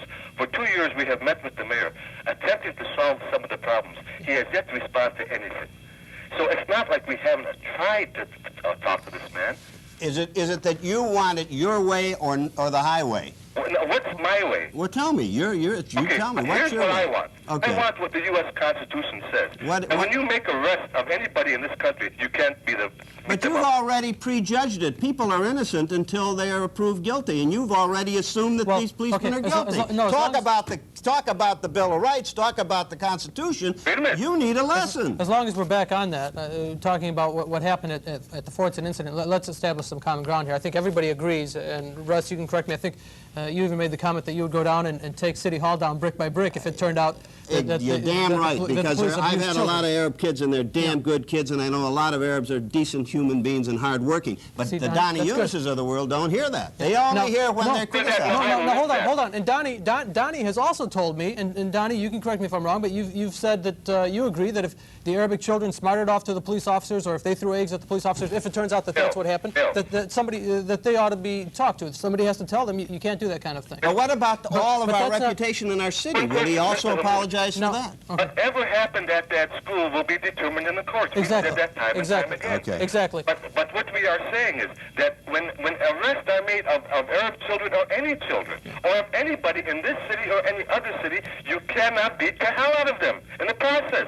That's the law. Now, beating the hell out of, I agree that if they were beat the hell out of, you know they were beaten to hell out of them, whatever that means? I am basing my statements on the 5 hours of testimony that we heard in front of 75 people. But all of the same group, not of the general community. It is. Talk about a kangaroo court. And that's why even after that testimony, the Arabic community said, listen, we're not going to talk to the press, we're not going to publicize this thing, we're going to try to keep it as quiet as possible until we determine exactly what happened. The Arabic community was trying to be fair. We were trying to wait it out and get the information from both sides and find out and get a total picture. Well, then tell me, I don't know. how did the media find out? I don't know. Did the mayor call and say we just beat up some people? No, I'll tell you how they found out. Okay. The Times Herald did a story on it based on the police reports.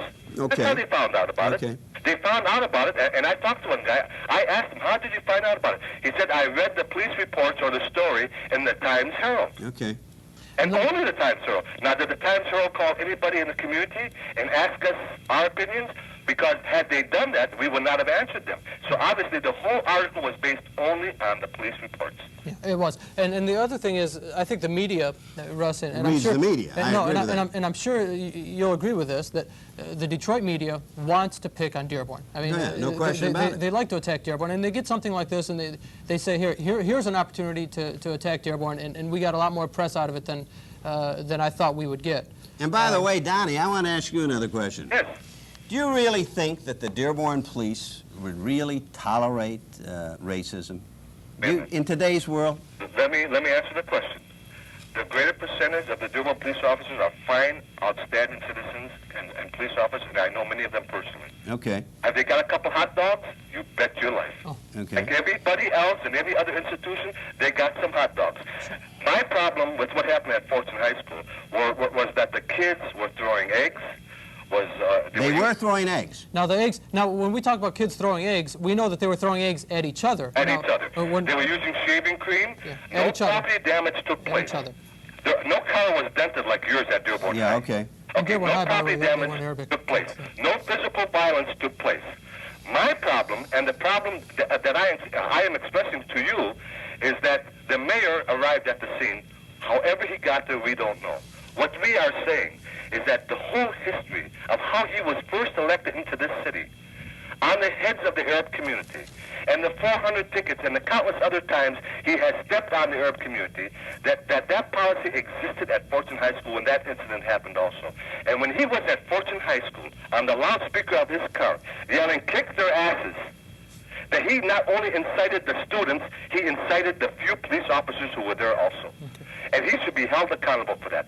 That we in Dearborn should not tolerate that type of gangsterism in our town, especially from our mayor. Okay, having said that, Donnie, I just want to point out, a lot of viewers are going to be listening. They're going to be thinking, you know, we're trying to gloss over the throwing of the eggs at each other and the shaving cream, and we're trying to divert attention from that. And nobody, I think, is trying to do that. Throwing eggs at each other and hitting each other with shaving cream, while, you know, I mean, people do that. They did it at Dearborn High a couple of years ago. They were arrested. Across this country. Yeah, I'm not saying that it's right. I'm saying that no physical...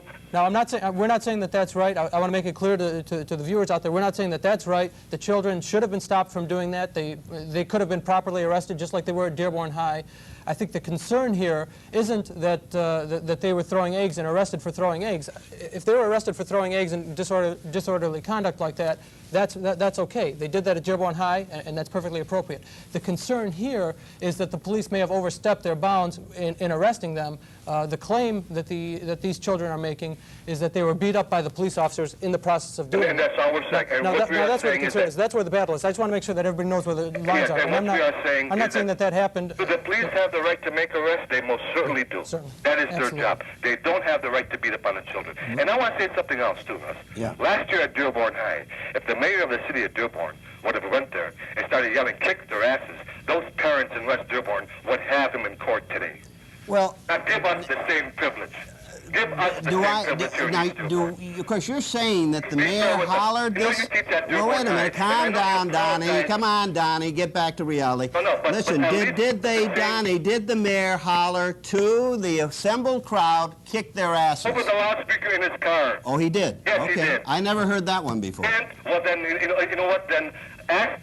Well, I mean, that's fait accompli. That is information that is known from everybody who was there and not there at this point. No, I've heard that. I've heard that charge made a few times, and I think if you read I think it was the Times Herald afterwards.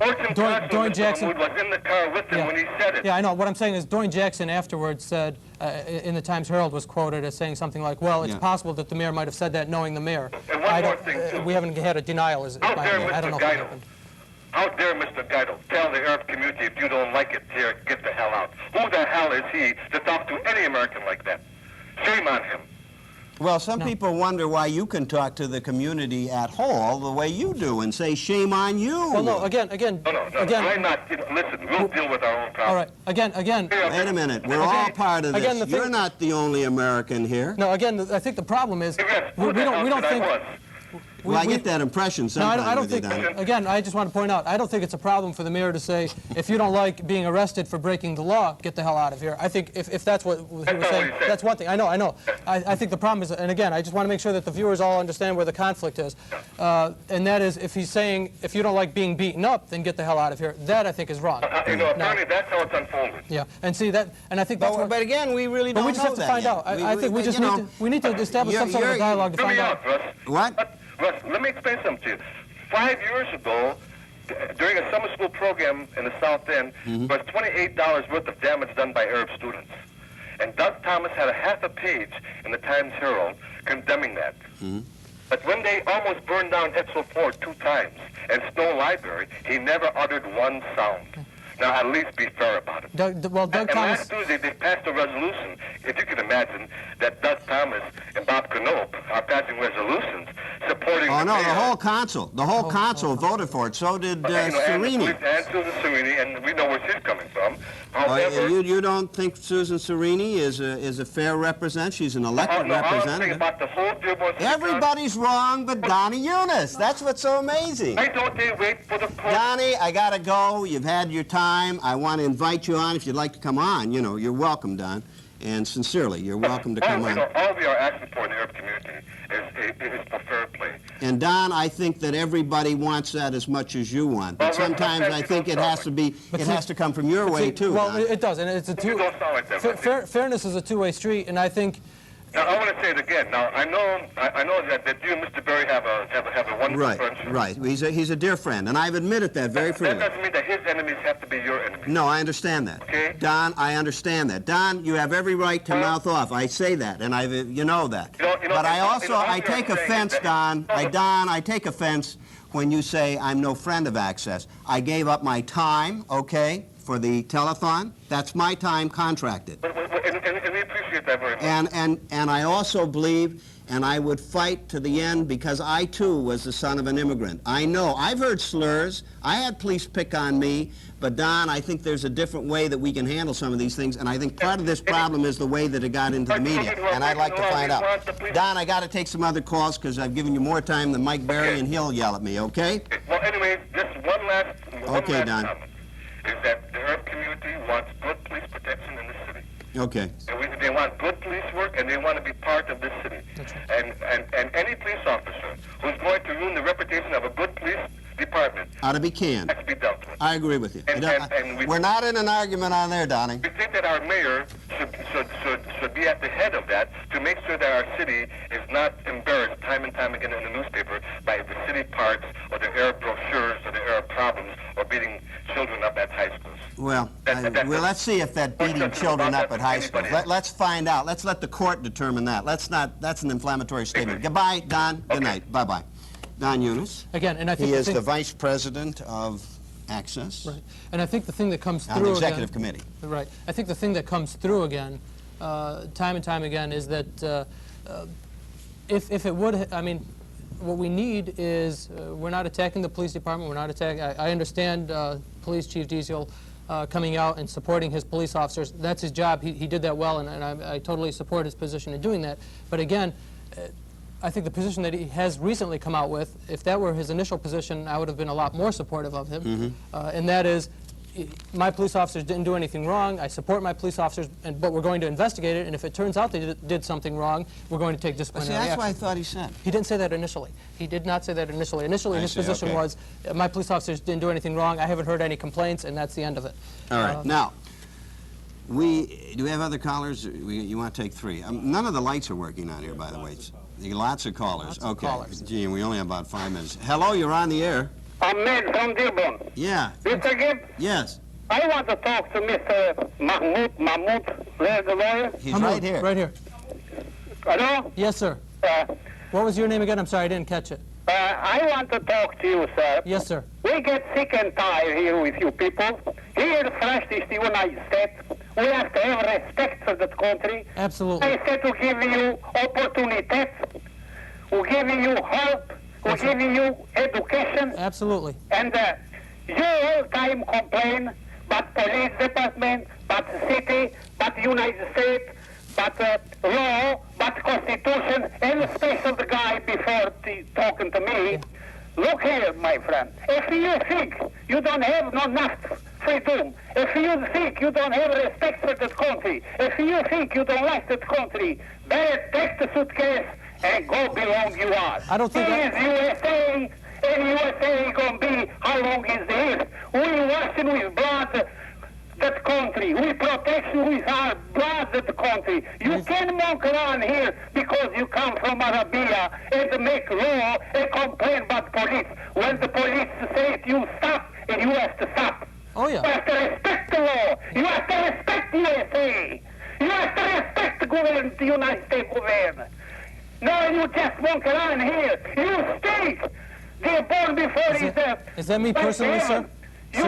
Sir, is that me personally? I don't understand who you're talking about when you say you. You people. Oh. The general. All right, because I have absolute respect for the law, and I want to tell you. You have to respect the law. I absolutely agree with you. You have to respect the United States government. Never make complaint. You all time complain about police in Dearborn, about the Dearborn, about the mayor, about the council, about everything, you know. Why? When the police, you say stop, you have to stop. You're absolutely right. Well, you're really saying that you're supporting our country. Respect the property. You have to respect it. You're absolutely right. Clean. You have to not to cheat. We know you cheat, but we give you again opportunity. Yeah. Cheating. Never think because you're going to cheat the USA. USA is the superpower. USA one is the globe. You betcha, and I agree with you. Right. Listen, I gotta go now. I gotta go. I'm out of time. Country, move before the race, you know. Okay. Hey, listen. Come on here, law. You don't like, go ahead, move. Okay. Okay, thank you. All right, thank you, sir. We don't need to hear. Bye-bye. Bye-bye. Okay. Thank you. No. Bye-bye. Thank you. There you go. Okay. let me point out in response to some of the things he was saying that we have to respect the country. He's absolutely right. Yeah. And most Arab Americans that I know believe that. I've got some statistics here from a recent poll that was done, and this wasn't a poll within the Arabic community. It was a poll that was conducted out of Washington, and it's a general poll, and it showed a couple of things. You were talking earlier about the Arabs being real hardworking in their party stores and so on. But the Arabic community goes a lot beyond that. In fact, the study showed that across the country, and even in Michigan, that the highest educated ethnic group throughout the country is the Arab American community. Throughout the country, they are the highest educated. Well, see, that doesn't surprise me because the Arab people respect education exactly. and they respect teachers. My mother pushed me so hard towards education that I thought that there was nothing else for me but get that education. The other thing is you find the lowest crime rate throughout the country out of any ethnic group from within the Arabic community. By the way, I always was under the impression that Chinese Americans were the ones that... Now, that's something that was brought up at a meeting where I saw this survey. Somebody said, I thought in Michigan anyway, it was the Chinese community, and that was my impression as well. But this study actually showed that it was the Arab American community in Michigan as well.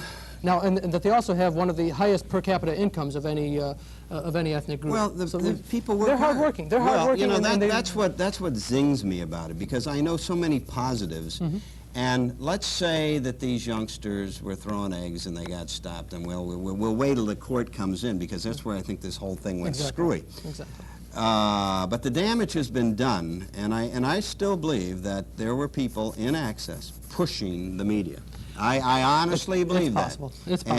I mean, but again, it's not an official Access position. If there were people who happen to be board members or members of Access, and you can't stop that. No, I mean, just as much as the school board can't. But we should not allow that to be an indictment of Access as an organization. We should not allow it to be an indictment of the Arabic community, because but you know what drives me crazy, John, is the fact that you know, the first family that invited me to dinner here as a teacher, first was a Greek family. Both those kids are doctors. And the second was the Deep family, a Lebanese.